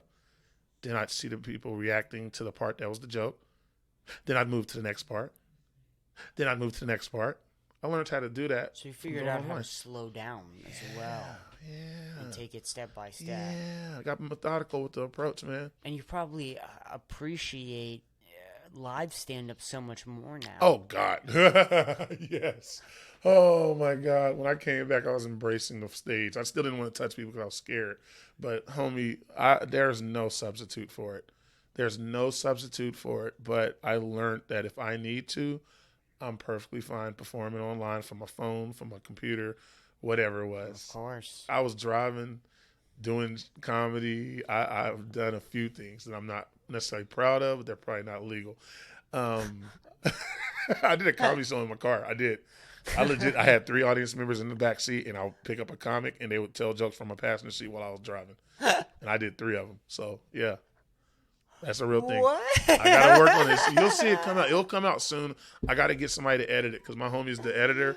And I've been dragging my feet for so long to put that thing out. Sure. But Tony Pepperoni was on it. My boy Andrew Sheets, out to Andrew Sheets. Yeah. My homie Ali Musa was on it. Yeah. They literally told jokes in my car while I drove. Wow. But the reason why I bring all that up for me is during the pandemic, I was motivated because I loved comedy so much and I missed it so much. But I also started seeing innovation in front of me. I saw people doing comedy in parking lots. I saw people doing comedy in movie theaters. I saw people doing comedy in places that you never thought would do it. But also, I'm from Austin. So one thing I have to tell a lot of you people is I'm born and raised Austin, Texas. Of course. Do you understand they called this place the live music capital for a reason? There was a place where you can go anywhere and you'd see music just pop up. Mm-hmm. Garage, back door, backyard, storefront, wherever. Comedy's like that now. Of course. And during the pandemic, because we had to get creative with how we put our shows on and where we put our shows on, we had to be comfortable with putting those shits outside, putting them on the sidewalk, putting them on top of a parking garage, putting them in the middle of a field, putting them in the park, putting them in somebody's front yard, putting them in somebody's backyard, putting them in somebody's basement, somebody's living room, etc., and somebody's car. And because of that, it made me more aware. And it started me down this path of becoming a person that was trying to produce and curate experiences for people. And that's what Symply Haha became. That right there in a nutshell. The pandemic literally birthed me. I was already doing comedy, but then when the pandemic happened, it made me take a complete, I don't know if it was a 180, but it did something, man, to where my trajectory changed. Well, I'm like speechless. That's fucking crazy. Because there's so many people who said that the pandemic hurt them and they'll never be the same. And I believe it. You seem like you took it and you made the absolute best you could of the situation at hand. I learned, man. It's the hardest part when people see things that are happening to them. They don't realize that stuff is happening for them. And I'm not going to spin everything positive because they'll load me into the next part of answering that part of the positive and what happened to me and all that stuff. But some things are happening for you. Mm-hmm. Some things are happening to you. Some things are happening around you. Mm-hmm. Some things are happening and you just happen to be a fly on the wall and you don't even fucking realize it. Right. Oh my God, this thing's the worst thing ever. I love that quote from the Simpsons movie. This is the worst day of your life now, or worst thing in your life currently, or something like that. My motivation and the reason why I'm able to spit this positive stuff is I've had plenty of dark moments. Not even 2020, 2018, there's a breakup that happened that really put me in a bad place. And mentally, I was trying to find my way out of it. And I started on this path of, I wanted somebody to say some nice stuff to me. And people weren't saying it. I wanted somebody to call me and tell me it was going to be okay. Nobody did it. I needed somebody to post something to make me feel not alone. And nobody did it. So you know what I did? You became that guy. I became that person. I posted the stuff that I wanted somebody to say for me. I did the things I wanted somebody to do for me. I wanted somebody to do a dance video and at the end of it say something nice about life or whatever. I did that. I got in front of the camera and I started doing it during the pandemic, especially, but even before the pandemic. I would set my little camera up and I'd go out into the woods and I'd dance in front of a big body of water. Or I'd find something that looks really cool and I'd set the camera way off so you could see me, but you'd also see nature behind me. And I'd just be out there dancing to a song that I liked. And people liked that stuff. People appreciated that stuff. People loved that stuff. And it was me. I did an interview recently and I said, I don't think that was really me. I think I got carried away. Like I did it 1 or 2 times. And then I started trying to do it for people. It's 50-50 with me on that. Some of that stuff was stuff I really wanted to do. And then sometimes I was like, oh, shit, I got to keep doing this because I haven't done it in a minute. I need to do it. And I haven't done it recently, But there was a lot of stuff that happened for me where I was losing people, or I was losing friendships, or I had self-doubt, or I had, what do you call it, a crisis of conscience, where I was like, holy shit, am I giving anything to this world? Am I really giving anything to this world? Like, am I leaving anything in this world that makes it a better place? Before I got here, am I leaving it better than what I found it? And because of that thought process, I started going into this, well, what can I do? What am I good at? Okay, I make people smile. Man, is it possible for me to tell jokes that don't hurt nobody's feelings? Is it possible for me to tell jokes that somebody doesn't have to be the butt of the fucking joke in order for it to be funny? Sure. Is it possible for me to tell jokes where I don't have to punch on anybody? Sure. I asked that question in 2016, 2017, and I think I got the answer in 2021. No, it's impossible. You can't. You have to punch on somebody. Somebody has to be the butt of the damn joke. But in long story short, it's easier when I'm the butt of the joke. That's self-deprecating, whatever the word is.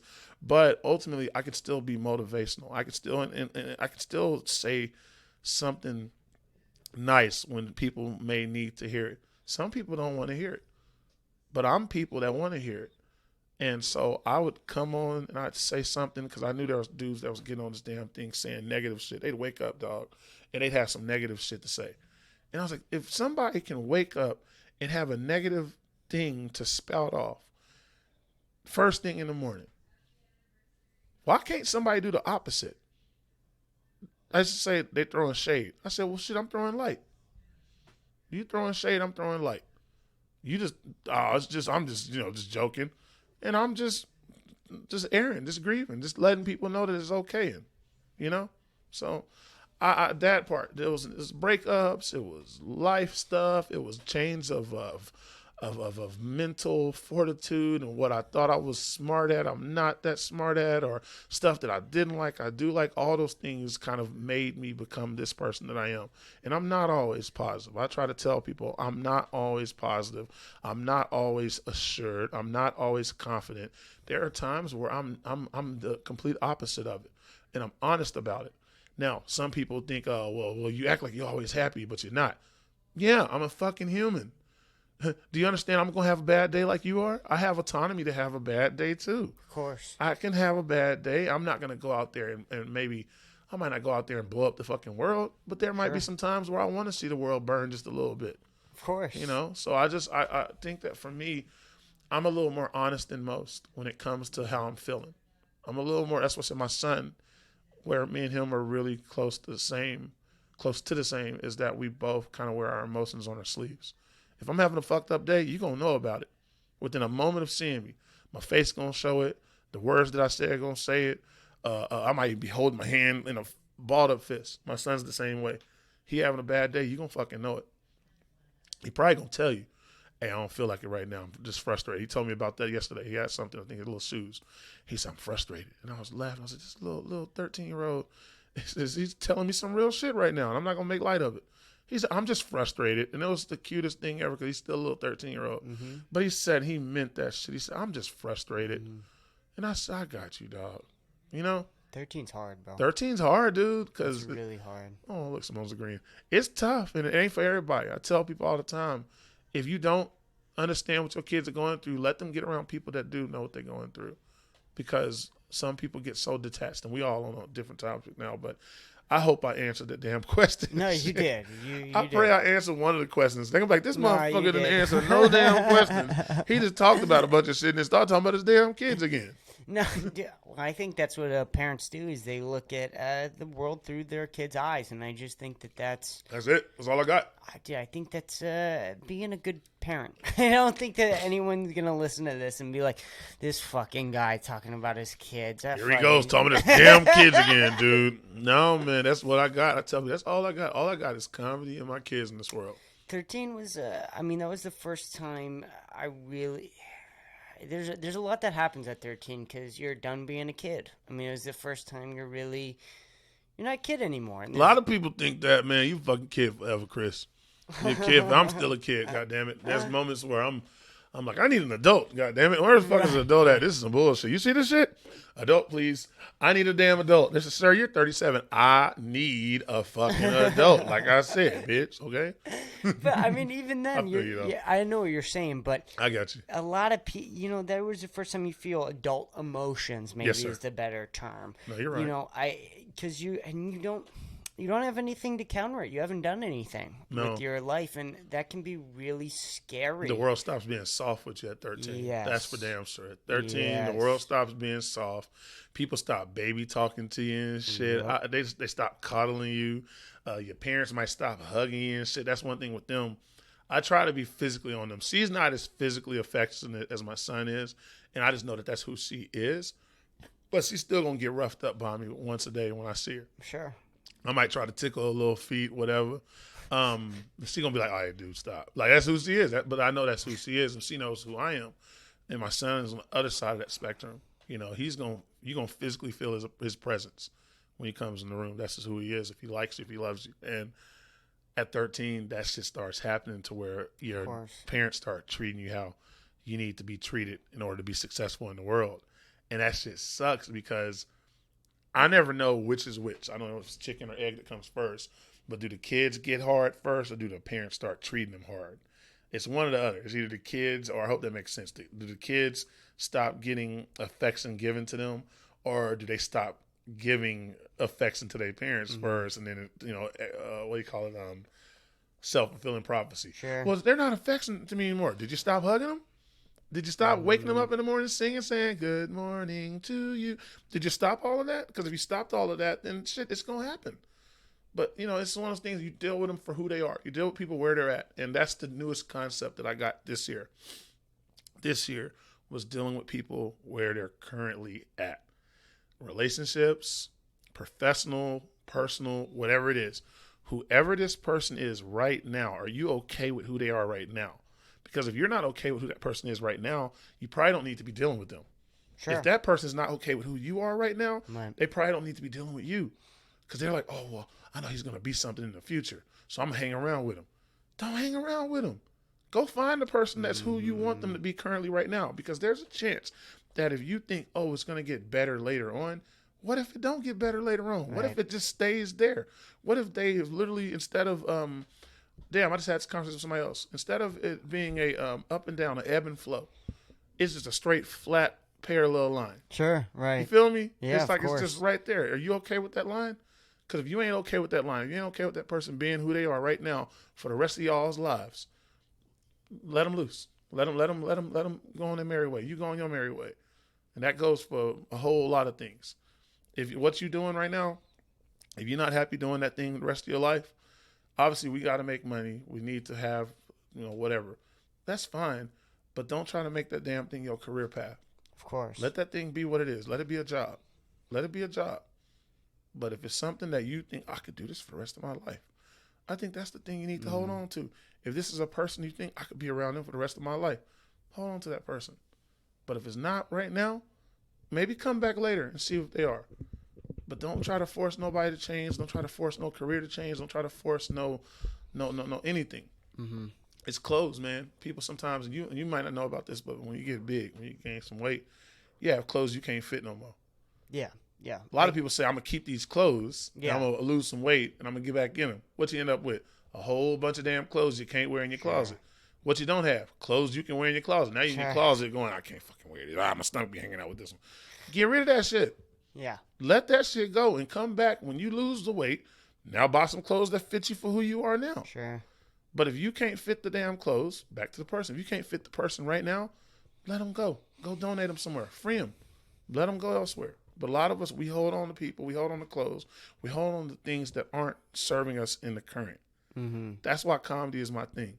Mm-hmm. Comedy is my thing because comedy is serving me in the current right now. I'm hopeful and I'm optimistic about the future. But I'm okay with the present. This is beautiful. I'm okay with the present. That's beautiful. Thank you. I'm okay with the present. What do you think about if someone is really close to you and then starts going off the deep end a little bit? Depends on what we're talking about. What are we talking about? Deep end. Let's say little things like they start eating a lot of food. They start gaining weight. They start drinking a lot more. Maybe they start smoking a lot of cigarettes. Maybe they start, just any of that stuff that you're watching them dig themselves into a hole that's going to be hard to dig out. You feel like they're physically deteriorating? No, not even physically deteriorating. Yes, that's part of it for sure, physically deteriorating. But just emotionally deteriorating. Maybe putting themselves in a bad mental spot that's going to be really hard to get out of. Maybe they're getting into a bad relationship that they could do better. I mean, that they could get someone better, or there's something associated with that person that's a little off. Do you think that you should keep them close, but kind of like push them into the right direction? Because that's sort of what I try to do. I don't think you should push people. I don't think you should push people. I think you should be available if somebody asks you for something. And I'm not taking my own advice on this one, because if I see something going with somebody and I speak on it, I'm gonna speak on it from a place of love or experience or just pure observation. But I personally think, and this is the hardest one to do, you got to let them deal with whatever it is they're dealing with. Now, if they ask you, that's where it changes. If they ask you for your input, or if they ask you for assistance, or if they ask you for help, then you're able to give that. But if it's unwarranted, if it's something that they didn't ask for, you have to make a decision. What do you want to do? If you feel like you need to tell them this so it gets it off your chest or it might make them better, deal with that, but then understand there's a consequence for that. And their consequence may be them pushing themselves away from you or pushing you away, or they may rebel against you, or they may take what you're saying and say, holy shit, thank you for saying that. Epiphany. Cut all the stuff that's going wrong. But this kind of goes back to what I was saying about dealing with people and who they are at the moment. I have friends that I had to cut off that got on stuff. They got on drugs, they got on women, they got on whatever it was. Stuff that I wasn't with. And I had to back away. That's a hard thing. That's a hard relationship to lose. People think your girlfriend is the hard relationship to lose. No, your fucking friend is the hard relationship to lose. When your friend, your brother, your person that does the same shit you do is no longer that person that does the same shit you do, and you're still doing it. Sure. That's some fucking survivor's guilt. That's a whole lot of things rolled into one, to where all of a sudden you used to be rolling, and it was at least two of y'all. Now it's just you. I've been on both sides of that. I've been the friend that probably moved away because something was weird, but I've also been the friend that probably moved away because he got weird. I've been both of those, and that's a hard pill to swallow. I think, to answer your question the most succinct way or succinct manner possible, you have to deal with them and who they are and what you're comfortable with dealing with, and you have to make your decision up before you have that conversation with them. What your why is, what your goal is by that conversation. If you're going to have that intervention, we'll call it intervention. If you're going to have the intervention with them, you need to already have a goal and objective to it. Now, if you're just going to converse because you just want to talk to them, that's fine. But then just know that if you didn't put a lot of thought into that, you may be barking up the wrong tree, or you may be pissing somebody off that's already going through some shit, and they may lash out at you. But it's a matter of your judgment. Your judgment has to be, is this shit that I'm currently uncomfortable with, or is this something that's going to be bad for them in the future? Sure. Because there's a difference between the two. We always think, well, this person is doing this. I'm not going to say the stuff you just said, but this person is doing this. This is going to be bad for them. They might already know that this is going to be bad for them. There's plenty of people that smoke cigarettes that know that cigarettes are, lead to increased chances of cancer. Yeah, of course. People that eat fast food, that know eating fast food, a lot of it leads to increased chances of obesity, hypertension, high blood pressure, heart disease, cardiovascular issues, diabetes, et cetera, and yet they're still doing it. Right. And so you have to figure out, are you okay with just dealing with that person and who they are? Does it really move the needle in your life that much? If it does, then yeah, I mention it. But if it doesn't move the needle, at the end of the day, if you're still able to be Chris at the end of the day, right, I think there's some things you can let slide, you can overlook. Right. You don't participate in it. And the moment that they ask you, you have a long list of things and reasons and stuff there waiting. Of course. But I say, if you don't have to, don't. Because the way this world works, unless you know that person outside in, you don't know what people are going through. When my friend went to his stuff, I didn't really know all of what he was going through, and that was my best friend.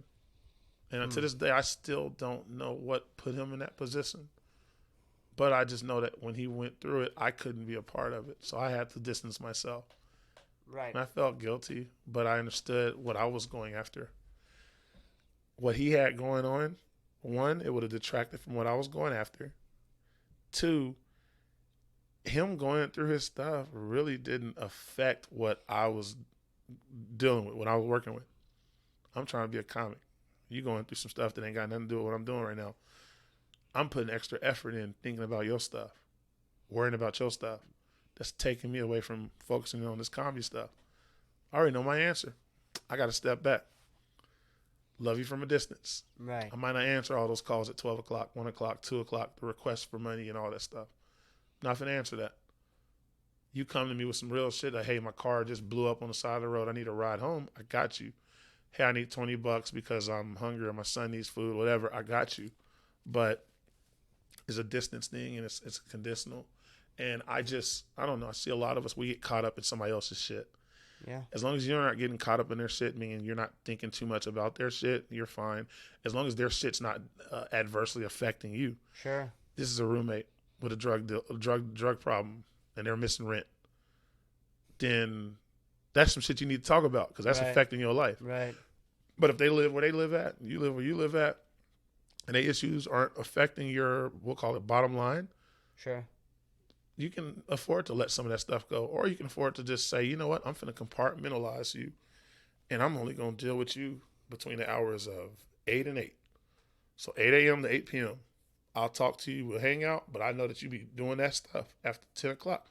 I ain't going to be around you at 10 o'clock. After 10. Now, once 8 o'clock comes, my office hours are open again. But before 8 a.m., I ain't dealing with you. After 8 p.m., I ain't dealing with you. But that's something you have to do. Or I'm going to say the person that's dealing with the person is dealing with stuff. You have to make that decision on yourself. You can't even have that person and say, hey, you need to stop this shit. If the shit's not affecting you, fuck it. Let them do it. They know they fucking up. Most people know they fucking up. Did you know that? Did you know that? Most people, when they're fucking up, know they fucking up. It's very rare that people don't know they fucking up. I promise you. This is one of those old dudes speaking real quick moments. Sure. Most people, when they fucking up, they know they fucking up. They aware. They might not know the full ramifications of everything they're doing wrong. Right. But they usually know. You start having a conversation with a person. Hey man, they'll say some shit like this. Man, I know, man. I'm working through some shit right now. I'm gonna get better. Mm-hmm. So you have to figure out where y'all's relationship is. Sure. If that's a person that's even gonna take what you're gonna say from them or to them with a grain of salt, or they're going to hold it against you. And you got to figure out where that relationship is and where you want it to be. If you tell the person some hard shit about themselves, they may run away from you. Are you okay with them running away from you? If you're not okay with them running away from you, that might not be the thing to tell them. Right. But it also could be a statement on what y'all's relationship is. Mm-hmm. And they might not see you as a person that they can take criticism from. Mm-hmm. And that could, we could go so many ways with this one. Of course. If you got a friend that can't take criticism from you, are they really a friend? Or do they see you as a peer or an equal? Right. That's a good question to ask. Do you think it's easy? It's better to be honest, though, and just say up front what's going on, maybe, and then let it sort of play out? Conditional. Conditional. It's conditional. If it's affecting you. If it's really affecting you, yes. If it's not really affecting you, you have to sit with it for a minute. And if it's really not affecting you, let it go. Sure. Huh. And this is my opinion. Yeah, of course, obviously. That's your opinion. No, I'm just taking it in, right? If it's affecting, if it's really affecting you, then yeah. But if it's not affecting you, it's better ways to deal with it. You can literally just put that person in an area and say, I'm not going to have them in a position that affects me. If this person is starting to become flaky with stuff, don't put them in a position where their flakiness could adversely affect you. Mm-hmm, of course. Hey, man, we finna go on a trip, but we can't go on a trip until we get our fourth person here, and they have to be here on time. If you know that person can't fucking be on time, don't put them in a position where their not being on time can negatively affect you. Mm-hmm. Put them in a position where it says, I don't know, fill in the blank. I'm running out of scenarios, but I think that there's a way to handle everything. And 9 times out of 10, the way is already decided for us. Mm-hmm. We just have to be willing to deal with it, or not. I'm getting to this point where I kind of have to decide who I'm gonna keep from my high school buddies and who I'm not. And I like that. That process is difficult. You can grab another Powerade or liquid IV. I'm good because I'm gonna have to pee if I do it. So I already kind of gotta pee, but I like this conversation, so do continue. But I'm getting to this age where I have to look at people and see what life they're kind of choosing and choosing how they want to live their life, and I have to kind of evaluate if I want to be a part of that or if I don't want to be a part of that. And I'm coming to terms with some people were really good high school friends, and that was that relationship is over because high school is over. That was the chapter that they were in. There's a lot of, there's so many, this is like a common thing is, once you get out of high school and they're like college kids and they act like they don't care about anything or they pretend they don't care. I don't even know what that means in my life because I care. You've seen it. I care so much about comedy. I care so much about this podcasting thing. I care a lot about expressing myself and, getting better at talking. There's a lot of 19-year-olds who don't really care about having a good conversation. I make it a point to try and drop and. I like that's a lot of people my age who still are and I try very hard to take those filler words out of the things I'm saying and out of my sentences to make it sound more coherent. And a lot of people don't care about that stuff.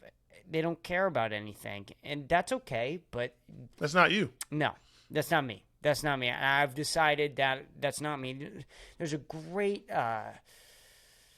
clip of Snoop Dogg or Lil Wayne, I forget who it is, where they're talking about you and your friends are both going to start here right after high school. You're both at the same level. And as you get further and further and further, some of your friends are going to stay at that same level. There it is. And you're going to lose that friends. And sometimes those friends are even going to try and take you down because they're jealous of what's going on, which has kind of happened. And that was really, really, really surprising because something happened this year where we were talking about something on the podcast and our friends got really upset, and they good friends of me and Dom's, and they were talking shit in the group chat, and it's not necessarily like, oh my gosh, we got to go after them now, but it was so eye-opening that it was, what are you guys doing? It was a revelation. Yeah, you knew we had a podcast. We'd say crazy shit on the podcast all the time. That's what podcasting is. And in fact, one of the people who was talking shit, I don't want to say their name, started the podcast with me and tried to do it, and they didn't end up keeping it going, which is fine. That's their life. But for them to sit back later and then criticize us is like, well, wait, hold on. You can't do what I do. Nope. So don't criticize what I'm doing. I like that. And I like that. That's something that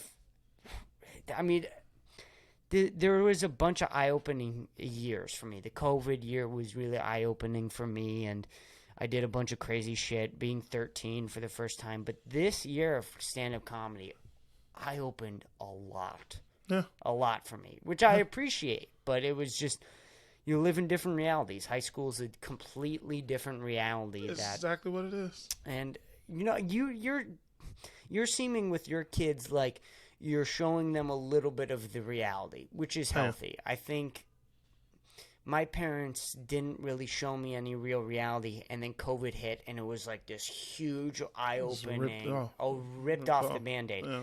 One of the interesting things, though, about high school, which I always laugh at, is after COVID ended, they dove right back into that high school reality. Yeah. Rather, I sort of stayed out of it. My senior year was pointless. I will say this till the end of time.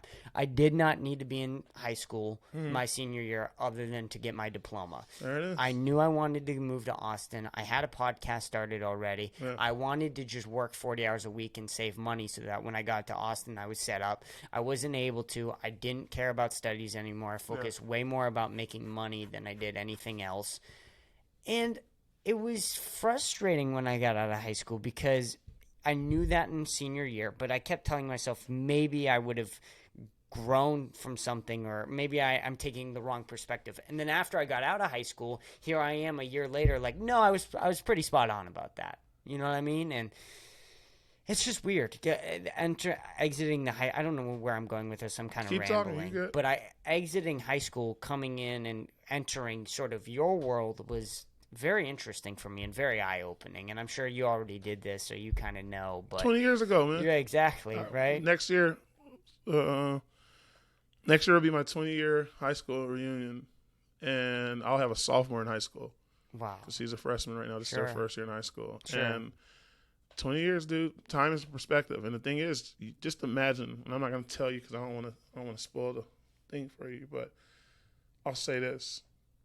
Keep your eyes on that whole situation. Keep your eyes on that whole situation, and you'll be surprised who comes in your life, who goes out of your life, what comes in your life, what goes out of your life, what you value, what you don't value, what you think is the most important thing, and then what will become something that you didn't even think of. It'll literally do a complete 180 for you. And that's how time works, and that's life. Keep living. I used to tell my exes, say, keep living. Keep living. Whatever you think is the most important thing right now is going to change. It has to. That's the part of the evolutionary track that a lot of us don't think about when it comes to humans. We think, oh, we got to be bigger and stronger and eyes and all this. No. The fact that you can be so passionate about something, and there could be something that's the polar opposite, that becomes the more focal point, the main focal point of your life. People too. People are the same thing. So keep an eye on them, and there's a chance. I'm not going to speak too highly or low on the person. That person was already that person when you first met them. Right. There's a chance that animosity, that hate, that spite was already present. First of all, when you first met them towards you, but also longer or greater, before y'all even knew each other, that was already who that person was. That's some philosophical shit to think about, is that a lot of us are already who we were when we first started. It just manifests itself in different ways. Sure. That person that was always talking trash was always talking trash. If you could go back and press rewind on y'all's lives, you'd realize that person was talking trash the entire time y'all were around each other. They were always saying something snarky, sardonic, whatever. And then that person that was always loving this entire time.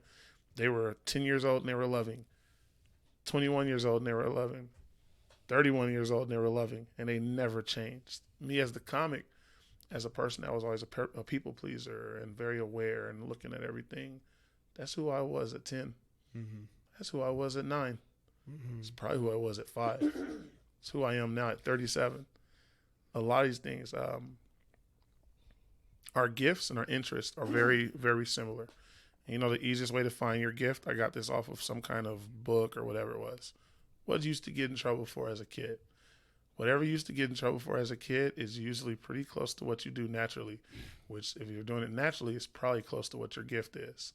You know what I used to get in trouble for as a kid? What? Talking too much, talking too loud, being very out there, being goofy. What do I do now? I'm being a comedian. Your gifts are really the things that you already do naturally. People that talk a lot of trash and talk a lot of shit and cause problems, they were probably talking shit and talking trash, causing problems when you first met them. Something about them allowed y'all to connect and hang out and become friends, but they may have already been that person when you first met them. So this is back to the whole dealing with people as to who they are currently.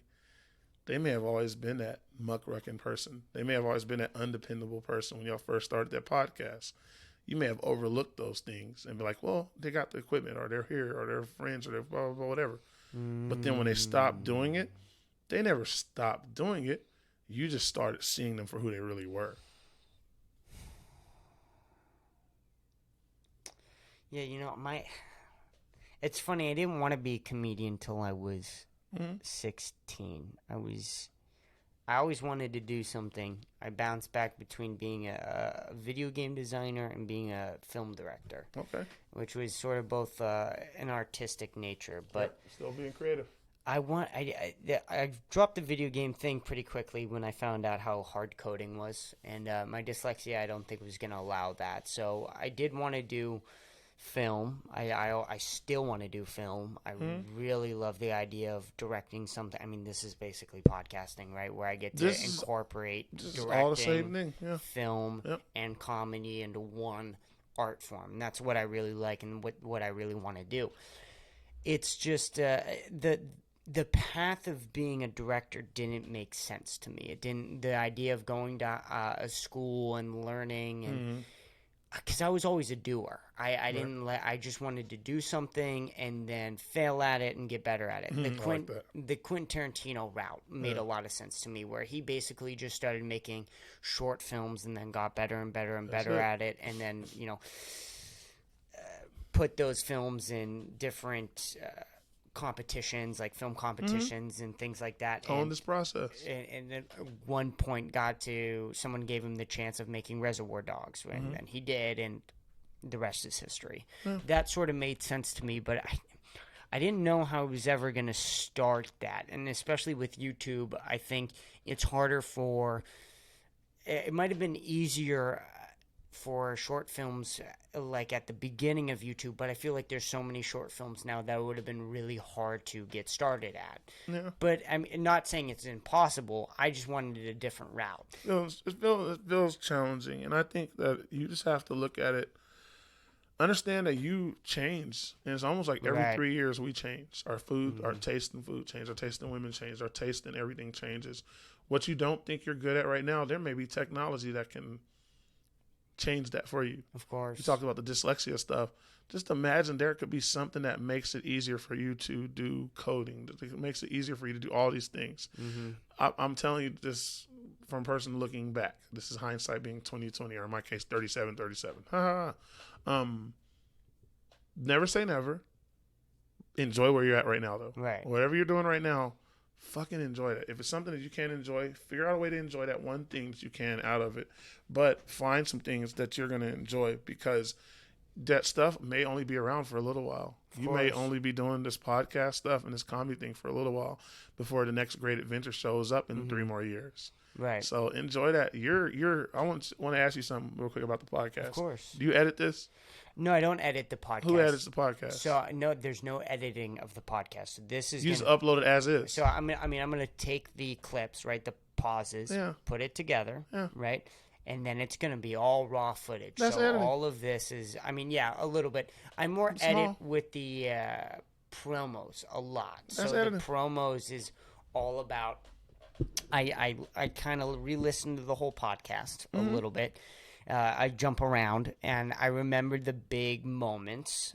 I take those big moments, I shorten it into 3 minutes, then I produce it, and then on top of that, I put captions on it, I put images on it, and then I upload that. That can be a very frustrating process, though, because there can be problems with the software, with the editing. Things can get lost and stuff. There are things, and there are people, I think we talked about that earlier. You can find people to do everything that you hate, right? Everything that you bemoan. There's people that can do it for you. So what I'm saying, I'm telling you this as the big brother looking up. If it's something you really want to do, you want to be that damn director, be that fucking director. Yeah, You're I will. in Austin. You want to be a video game person, be that video game person. Find a way to get into the shit that you want to do if you want to do it. Now, if you don't want to do it, don't fucking do it. But if it's something you want to do, there's so much tech out there right now. There's more of it than ever, which you can say that every year. There's more of it than ever to help you do the stuff you want to do. This shit is good. I enjoy it. My butt is hurting, and I got to go pee. But I just want to leave something for you people real quick. There are things that you're going to want to do in this world, and you're going to have people that show you you're not good at them. Fuck proving them wrong. Sure. Prove yourself right. Prove yourself right. We do so much of this trying to prove something to somebody type shit. And we forget the most important person. I'm going to say this, and this is with my kids present. The most important person for me to impress is myself. I have to impress myself. It doesn't matter if I'm impressing my kids. If I'm not enjoying what I'm doing, eventually the truth will show up. My daughter will sniff it out. My son will sniff it out. My mom will know I'm faking. My friends around me will know I'm faking. Everybody will know I'm faking. Make sure you know you're not faking. You can hide from everybody. I can wear a mask. I can do all these things. But there's one person you can't hide from. It's yourself. So make sure that you're impressed with what the fuck you're doing. Sure. There are going to be some days you're not. It might be some years that you're not. You may literally have to take an L for a while to get stuff. I'm there all the time. Might be there again. Knock on wood. Might have to take an L for a little while, so that way I can come back to where I want to be, where I'm proud. Right. Didn't mean for that to rhyme, but it's real. And so whatever the fuck it is you want to do in this world, you don't know how much time you got. No. It could be tomorrow. It could be next year. It could be 100 years from now. Take advantage of the time you got. And I'm talking to myself right now. Hey, this is me wanting to say something that I wish somebody would say to me. Take advantage of the time you got right now. Enjoy the shit that you got going on with you and the stuff that you want to do. Fucking do that shit. This podcast has motivated me. I got 3 videos I'm supposed to make right now. And I'm going to make all of them probably in the next 48 hours. Nice. I'm not going to upload them probably in the next 48 hours, but I'm definitely going to get them done. They're all promos. Do you want to take a pee break? And then I got to come take a back? pee. Yeah, All right, I got to take a let's- pee. Let's take a quick I'm going to take break, a and butt then break come- and a pee break. We'll come back for 50 minutes, Yeah. and then we'll wrap this My up. little- finish that Let's- last part. Let's wrap this up. That last thought was, you back? Yeah, we're back. Okay. We're back. Go Just ahead. find something that's enjoyable, man. Like, I don't want people, oh, go, you do your thing. You're good. Go for it. Go. I don't. And I know life is a real thing. Life is a real thing. You have to do things. We have to make sure we pay. We got to make rent. We got to make our car notes, all these things, right? But enjoy yourself, man. Like, there's some things there's little things that we can do to enjoy ourselves. And it may literally be finding 1 hour throughout the day. That's sad, but 1 hour out the day that you just say, fuck it, I'm doing this for me. With comedy, so many guys are out there, and girls too, telling jokes that don't necessarily align with their beliefs or align with their sentiments, because they know that this is what the audience wants to hear. And I get it. Get the job. Get the gig. But sneak one of those jokes in there that's for you. Sure. Sneak a joke in there that's for you. This is me bringing it back to comedy. Sneak something in there that is quintessentially you. Mm-hmm. They might not laugh at it. Put a joke right after that moment that's you. That's the joke they're going to laugh at. For sure. But do some shit for yourself, man. And I'm not saying you have to be selfish. Don't be selfish. But I ain't saying be 100% selfless either. No. Sometimes you need to be selfish. There's a moment. It might be a day. Maybe Monday, Tuesday, Wednesday the day you off. Wednesday the day you get to be a villain. Thursday, Friday, Saturday, you back to being a damn hero. For sure. But have that fucking day that you get to be a damn hero, because so many of us, whether we're passing away or so many of us are just unhappy. And that's why a lot of our friends and stuff that we notice that are unhappy is because they don't have that Wednesday. Don't have that Wednesday where they get to put the middle fingers up at the world. Right. And watch it burn for a little bit. Find that. Yeah. I've going back to Sober October and what I've sort of learned. I've learned 2 different things. Number one is I don't need to be high all the time. It's just not something that you need. But number 2, there's no way I could do what I do with being sober 100% all the time. It's too crazy. Understood. It's being an open micer, having a podcast, being 19, living in a city with absolutely no family, trying to make friends, having a girlfriend. There's a lot going on in my life. Not saying, woe is me. I have a pretty good life, but also it's pretty chaotic and it's kind of crazy. And once in a while, lightening that bong rip, right? It just takes away again, right? It just is a break from reality for just a second. And then I get right back into it. A lot of my motivation comes from marijuana, I think. And I think that some of that is a problem, but also some of that is just, it is what it is. I understand. And I have to figure out how to use that in the best way. Yeah. Also, I wanted to get back to, I don't want to be a game designer or coder or whatever, at least right now. That might change right in the future, how we were talking about, especially if I become successful and I maybe have some more extra time in my hands. Like I get someone to do the uploading. I get someone to, I don't have to figure out where the open mics are. Maybe I might leave the open mic scene for a little bit and I'm just doing shows and it's a scheduled routine, like all these different things. I don't have to have a day job anymore. All these different things that I would love to happen. Maybe then I would want to become a game designer or whatever. But I do still want to be a director. And the reason why I chose comedy is Jordan Peele and Bo Burnham have kind of opened up this path and showed people, and even Joe List and Louis C.K., they're doing it very well as well. Louis kind of a newbie with it, I think. Bill Burr also is doing it as well, very well, with F is for Family. I don't know if you've seen that show. It's an amazing, amazing TV show that he made. And that's the route that made sense to me, is Nice. becoming really, really funny. And then you know what funny is.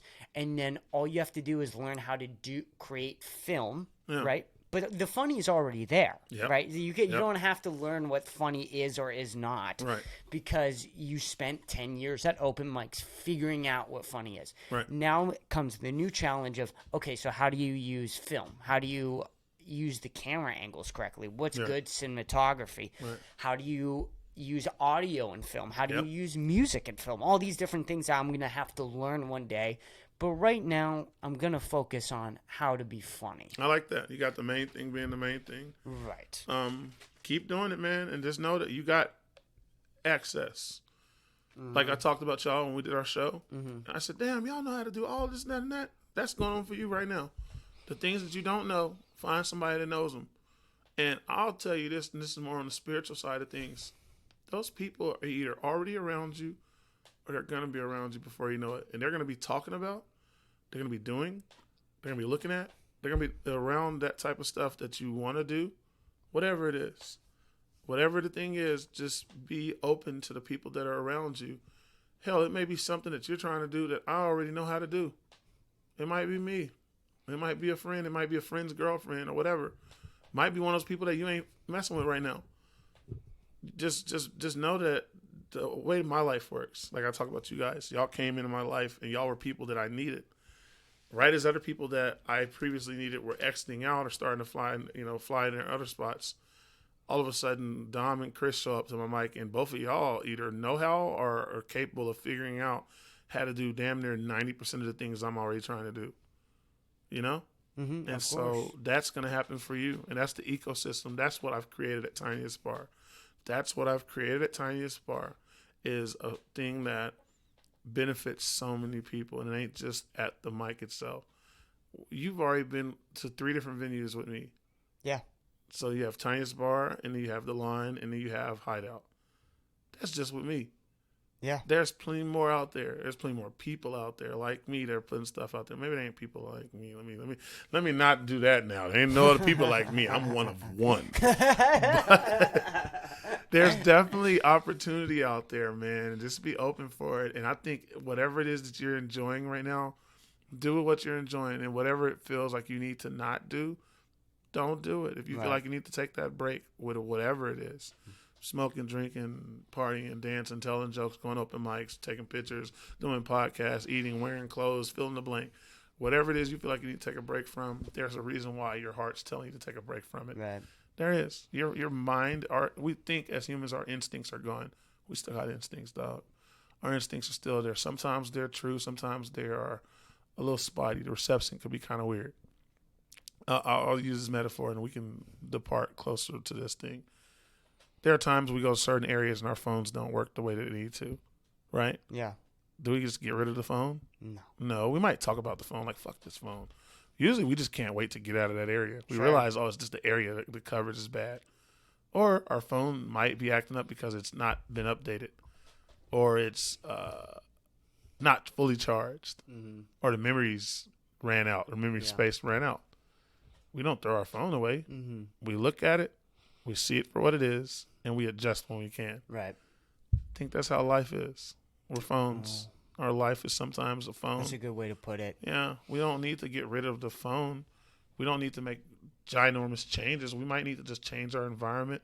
We might need to just charge it. We might need to just leave it alone. I've had times when my phone was acting up and I just said, boop, and just put that damn thing down and let it deal with what it's dealing with.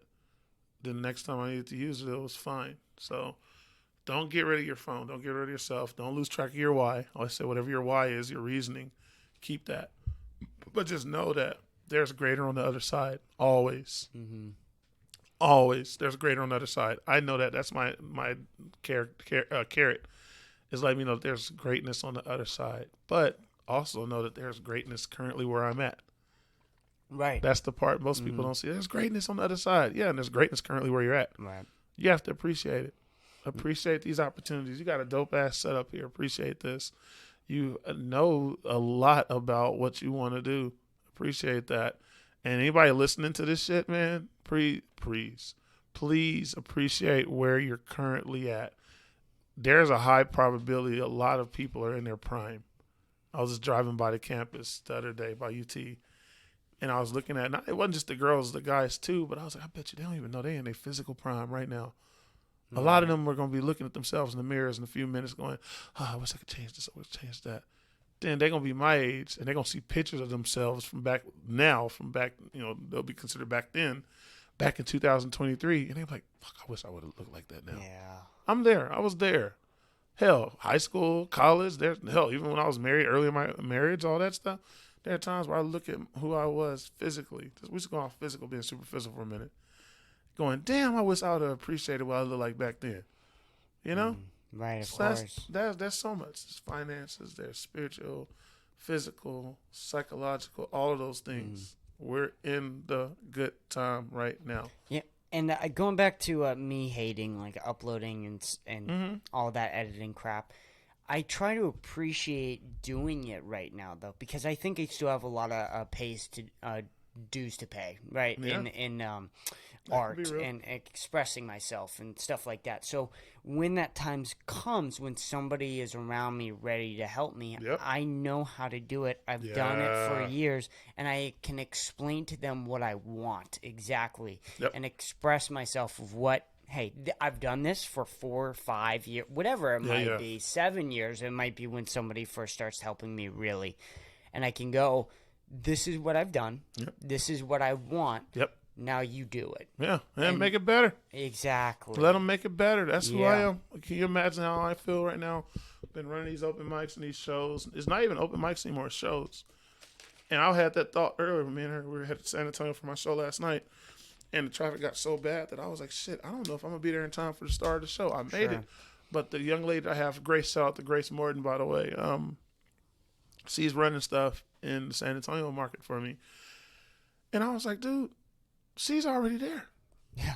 Like, you're on your way, but she's already there. And you're over here stressing yourself out trying to get somewhere. And the person that is capable is already there and has already been capable. I had her tell the comics, how much time they were doing, what the order was, get their music for the walk-up, all of that shit. And I told her this the night before. In my head, I'm like, oh, well, I'm going to be there. I don't know why she going to do all that. I'm going to be there to do it. And I ended up not being there. All that showed me was that there was other people around me this whole time that were capable. It's good. I just heard the I want to let it die down real quick. There were other people around me that were always capable this whole time. I just had to be willing to use them, to utilize them, to let them be them. Right. I didn't make her do that. I didn't make you do the stuff. You asked me what I could how you could be helpful. And there was one time I said, well, I need help taking down the equipment at the line. And you came, you were helpful. Then the whole round thing happened. You came, you were helpful. And so I didn't make y'all be anything y'all weren't already proficient at. Right. And so it's the same thing with the people in our lives. Back away just a little bit and let them be proficient in what they're proficient at. You see somebody that's really good at doing the damn upload and shit, back away and let them upload. Sure. You see somebody that's really good at doing lighting, back away and let them do lighting. Sure. That's who I am. I build a space, and then I let people inhabit that space that are good at the things that are in that space. That's it. And that's sort of what I do, I think, on the podcast is you do. I build this thing, and I try to keep it going, but I invite people, and then I let them be them. Yeah. And I want them to just express themselves as much Keep as at they it. can. Well, you succeeding at it, my brother. I want to ask 2 more questions, Go and for then it. you can get out of here. I wanted to ask, how do you write jokes? What's your main way of writing material and coming up with new stuff? Shared experience, talking to people. If I have an idea, I'll jot it down, but it doesn't become a real thing until I do it on stage. I'm not a sit down and write by hand type person anymore. Okay. I type You used to be? Every once in a while. I'd fill up a book or two. Sure. But after a while, I couldn't go on stage and read that shit. And I'm not a verbatim person. I'm a feelings person. Sure. I write differently sometimes than what I speak. And so I might go on stage wanting to spout out some of that shit that I wrote. And then I'll be saying that shit. Who the fuck is this dude? Like, I don't talk like that. Like, who the fuck is this? I'm trying to tell you beat-ass jokes, So I had to start figuring out how to do it the way I do it. And I have moments where you'll say something to me and I'm going to laugh my ass off and go say it on stage and tell people what this person just said. That was so funny to me. I don't write that shit down. You don't tell me something and I go, hold on, let me write that down. Okay. And I don't have nothing against people that do that. That's them. But that's not who I am. Because when I go on stage, I can't fucking read. I go on stage, I'm looking at the shit going, that's fucking stupid. Why did I write it like that? My handwriting looks like trash. Why my A look like that? My ADD catches in to where I'm no longer just sitting here reading the shit. I'm analyzing, and then when I try to recite the shit that I'm reading off the thing, the shit don't make sense. And I'm like, you stupid. Why you write it like that? So I have to learn. I can't go on stage with notes. Sure. Now, if we got like a teleprompter or something like that, or cue cards, maybe. But even then, I'm probably gonna read the shit. Right. Hey guys, what's up? How are you doing? Look at dude to your right. Hey man. What's up? I'm Symply Courtney, and this is Craig. Yo, Craig, this is great. We having a fun-ass time. Hands up in exaltation. Oh, I wasn't supposed to read that part. It was in parentheses. My bad. Like, that would be me. Right. I'm more of a energy. I'm a vibe You person. feel like a robot almost when yeah, you write it down. automaton-ass motherfucker. That's not me. But I do get bullet points, and I'll put those things in, and if I need to get a thought off real fast, I'm going to write that shit down as completely as I can. Usually I'll put it in my tablet. My daughter has it right now. I'll put it in my phone, secondhand, whatever, my notes. But my jokes are going to come from me doing them on stage. Yeah, of course. Like, I'll have a conversation. Like, I had a conversation last night about my ex-girlfriend. She talked shit about my underwear. One of our last conversations, she was like, your underwear don't fit. You need to find underwear that fits your ass. Your ass always out. And I was telling them how when she said that shit, I wasn't ready for that to happen. I was like, that was the last thing I thought I was going to get from her. But she said it in such a way that it fucked with my ego. Right. To where I drove home without, like, it was in San Antonio. I drove an hour and a half back to Austin with the music off. Whoa. That's how much it bothered me, you know? Wow. Yeah. And so I was like, that was a shorthand of that. But that type of stuff, me having a conversation talking about something that happened, that usually begets a joke in that same vein.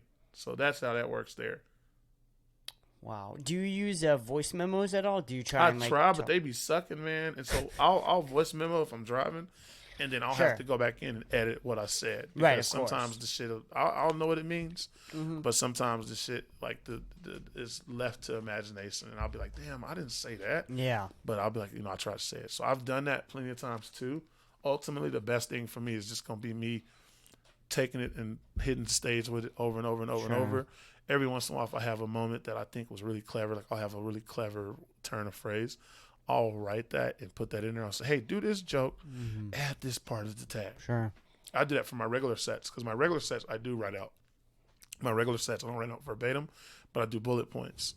And so, like, for me, for instance, if I have a show coming up, I'm going to write out my set as far as the bullet points of the jokes go.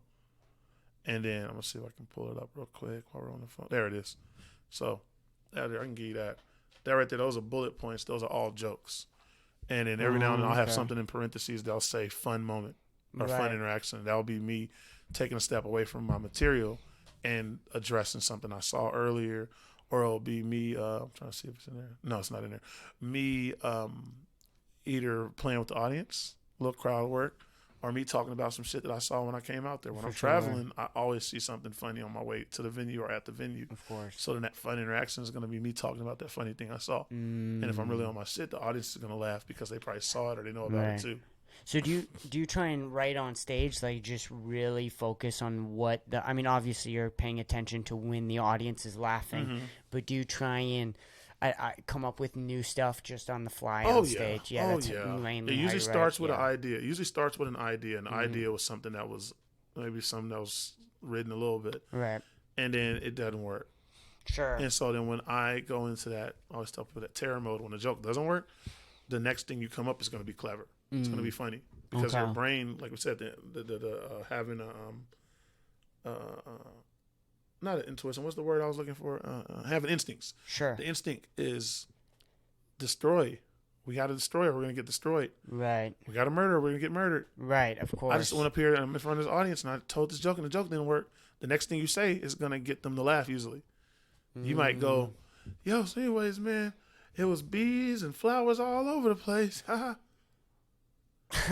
Yo, them bees was nutting all over the place. It was bukkake everywhere. You see what I'm saying? The next thing you say is the funny thing. Right. Because the first one was like it didn't hit. Sure. And so as the human, your brain is like, oh, we dying right now. We got to fucking swim. Right. And so the very next thing you usually say after that is the swimming moment. That's how I work sometimes. Murder or be murdered. That's a really good way of putting it. Man, I was talking about bees too. Get it? See that? Bam. Bam. Just in case y'all aren't sure if I'm a comic. Yeah. Y'all aren't sure if I'm a comic, motherfucker. You see what I just did there? Let me see if they can see it. Y'all can't see it, but that's Tyler the Creator, and it's flowers and there's bees on there. And it was murder or be murdered, and I looped it in with the bee. You know what? Y'all don't fucking deserve that. They're not even on your level. Y'all don't even deserve to know how nuanced that was right there. I just made that on the podcast in front of y'all. That's somebody right now going, that wasn't good. You know what? You know what I say to you? Come be better than me then. See? Twice. Whatever, dog. Y'all tripping. Y'all don't even know. I be loving that when I be listening to the podcast. I'm like, this motherfucker really a comic? He ain't did nothing yet. I did something right there. Might have took 3 hours, but I did it. I think you've been doing a lot, bro. I hope so, man. A lot. Do you record your sets and then go back and re-listen to them a lot? Every now and then. I haven't done audio. It's been a long time since I've done audio, and it's purely because I'm at a spot in my career and my abilities where I need more than just the audio. Audio's cool, but I need video. Sure. Audio's cool, but I need to see it. I need to see what I look like during that. And that's one thing I got from the pandemic, because there was a time where I was performing looking at myself, and I got to see what I look like during certain jokes. But I don't get a chance to listen to the audios anymore. Very rarely do I do that. It's a memory thing, and it's also like I want to see what I look like when I tell the joke now. So I'll record myself, and I don't record myself nearly enough. But my process is really going up there and telling the joke, and then mentally I remember what went well, what didn't go well. And then through process of elimination, that's where those bits are coming from. Sure. Those add-ons, those tags, those new things, little nuances. Even if I'm making up some words, some portmanteau type shit, onomatopoeia where I'm hitting the sound effects on them joints, I'm remembering it from what went well during my set. When I remember what went well during my set, that's when I'm going, okay, keep that, get rid of that. I want to do this one, but it ain't working. Okay, put that in this maybe file. We're going to figure out if we can figure out how to tell that joke and make it funny. But until then, what's been reacting? What's been getting actual laughs from him? Not say reaction. Whatever I've been saying that has actually gotten laughs. Sure. Whatever that is, if it's naturally me and it wasn't just some random off the cuff stuff, I can't do it, you know? Absolutely. And every once in a while I'll do some shit that I'll be like, oh, that was profound. But a lot of times I'm doing stuff and I'm just like, okay, that was cool. And my brain usually, if I do the profound shit, it only remembers one or two of the things. And that's because those are the two things that I need to have. Right. Everything else is just some shit that it was just there in the space. I tell a lot of people when they're writing material, I say, what y'all need to do is go perform, but go up there and focus in on that one thing. Whatever the joke is, tell every fucking joke associated with it. And you'll figure out what's good. The audience will help you with it, but you'll figure out what's good before long, because you'll be trying to tell a joke. You'll have 5 minutes. You're only talking about one damn subject. Right. When the audience tightens up and is not laughing anymore, you're going to, like we said, die or be killed. Yeah. Murder or be murdered. Right. Go ahead. So you rely a lot on memory. Yeah. Yeah. That's sometimes hard to do, I feel like, because you forget a lot of stuff. But you seem like you have a pretty good memory when it comes to stuff like that. I do. I usually tend to have pretty good memory. During the set, one of my favorite moments on stage is when somebody walks away. Somebody walks, or they go to the bathroom, they walk, whatever it is, they leave for some reason, and then they come back. And I've been telling the joke, telling a few bits, and when they come back, my brain immediately goes, hey, welcome back. You missed, like, I was killing.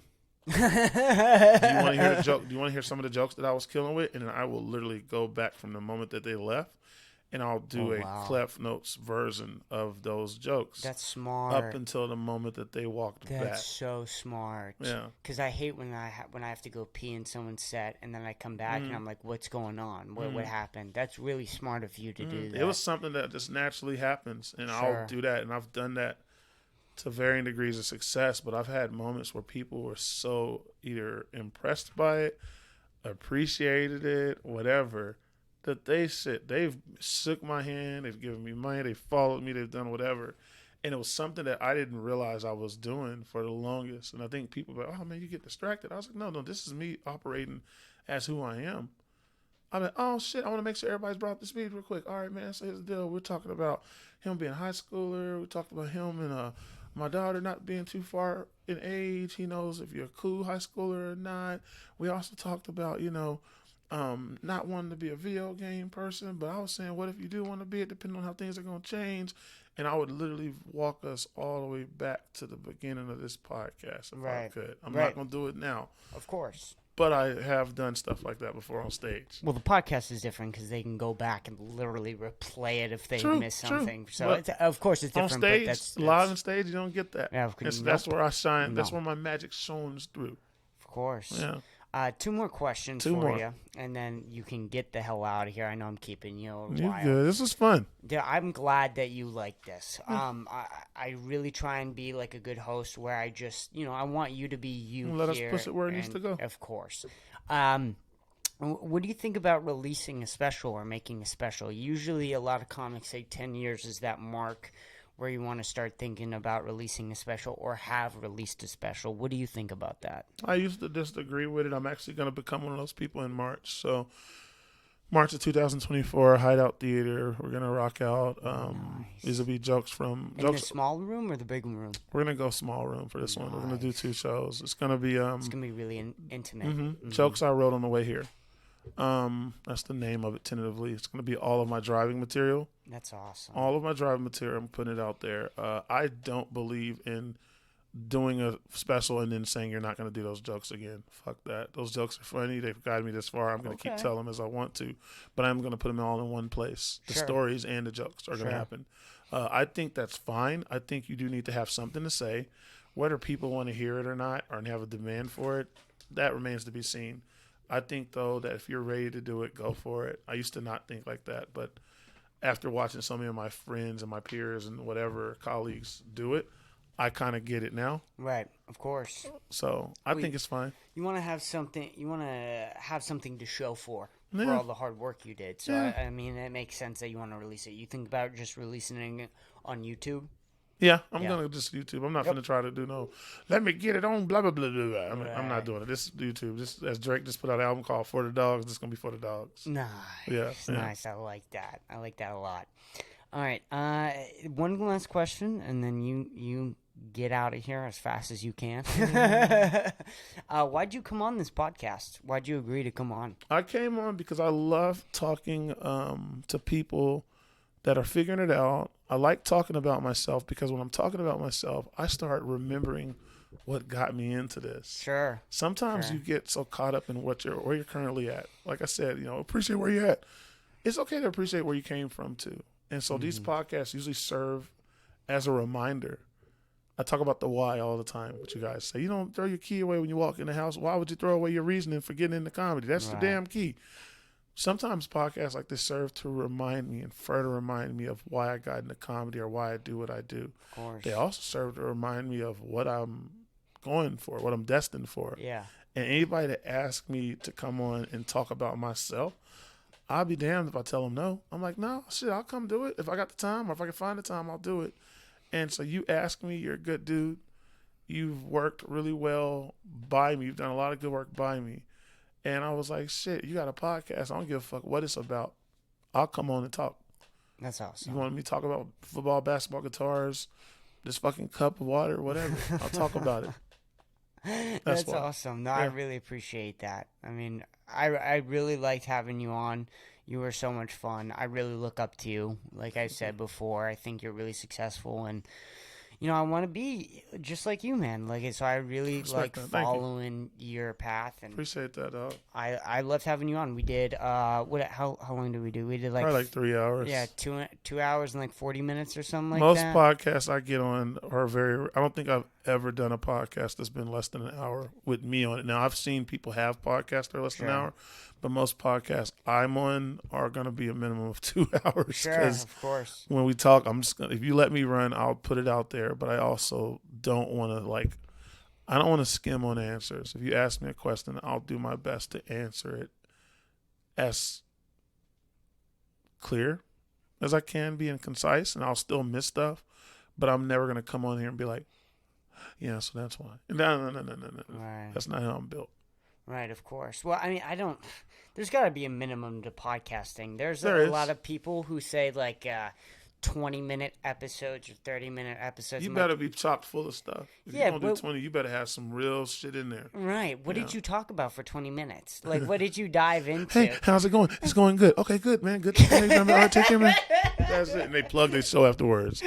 Their fucking set's longer than the damn podcast. What the fuck, man? Fuck out of here. People run longer than 30 minutes. Yeah. I mean, if people can't play your podcast and go for a run, and they have to change the podcast in the middle of the run, it's not a real episode. That's how I am with YouTube right now. If I watch a YouTube video, that shit better be good as fuck if it's less than 10 minutes. Yeah, of course. It better be some compelling shit that I want to see. Because if it's less than 10, I'm driving and shit, and I got to reach over and do all that shit. I ain't here for that. Too long, too short. You got to do. I always say 45 minutes is the minimum, because 45 minutes you get. I mean, it can be short and sweet. In 45 minutes, you can get into a little bit, and then you're out. I like that. I always say a really decent podcast, I always shoot for an hour or 55 minutes. I like that. And then if it goes really long because the conversation is great, then this one, then I love that as well. I love both things. I like that. All right, dude, this was fun. Let's wrap this up. Sports Center today. This is Symply Courtney tuning in live from 88.7 KZI. Anyways, guys, we have a brisk 65 degrees outside. We have northern showers coming in, and also there is a little bit of traffic on 35. Other than that, we'll send it back to you, Kent, in the chopper. This has been episode 151 with Symply Courtney. Thank you so much for listening. Bye-bye.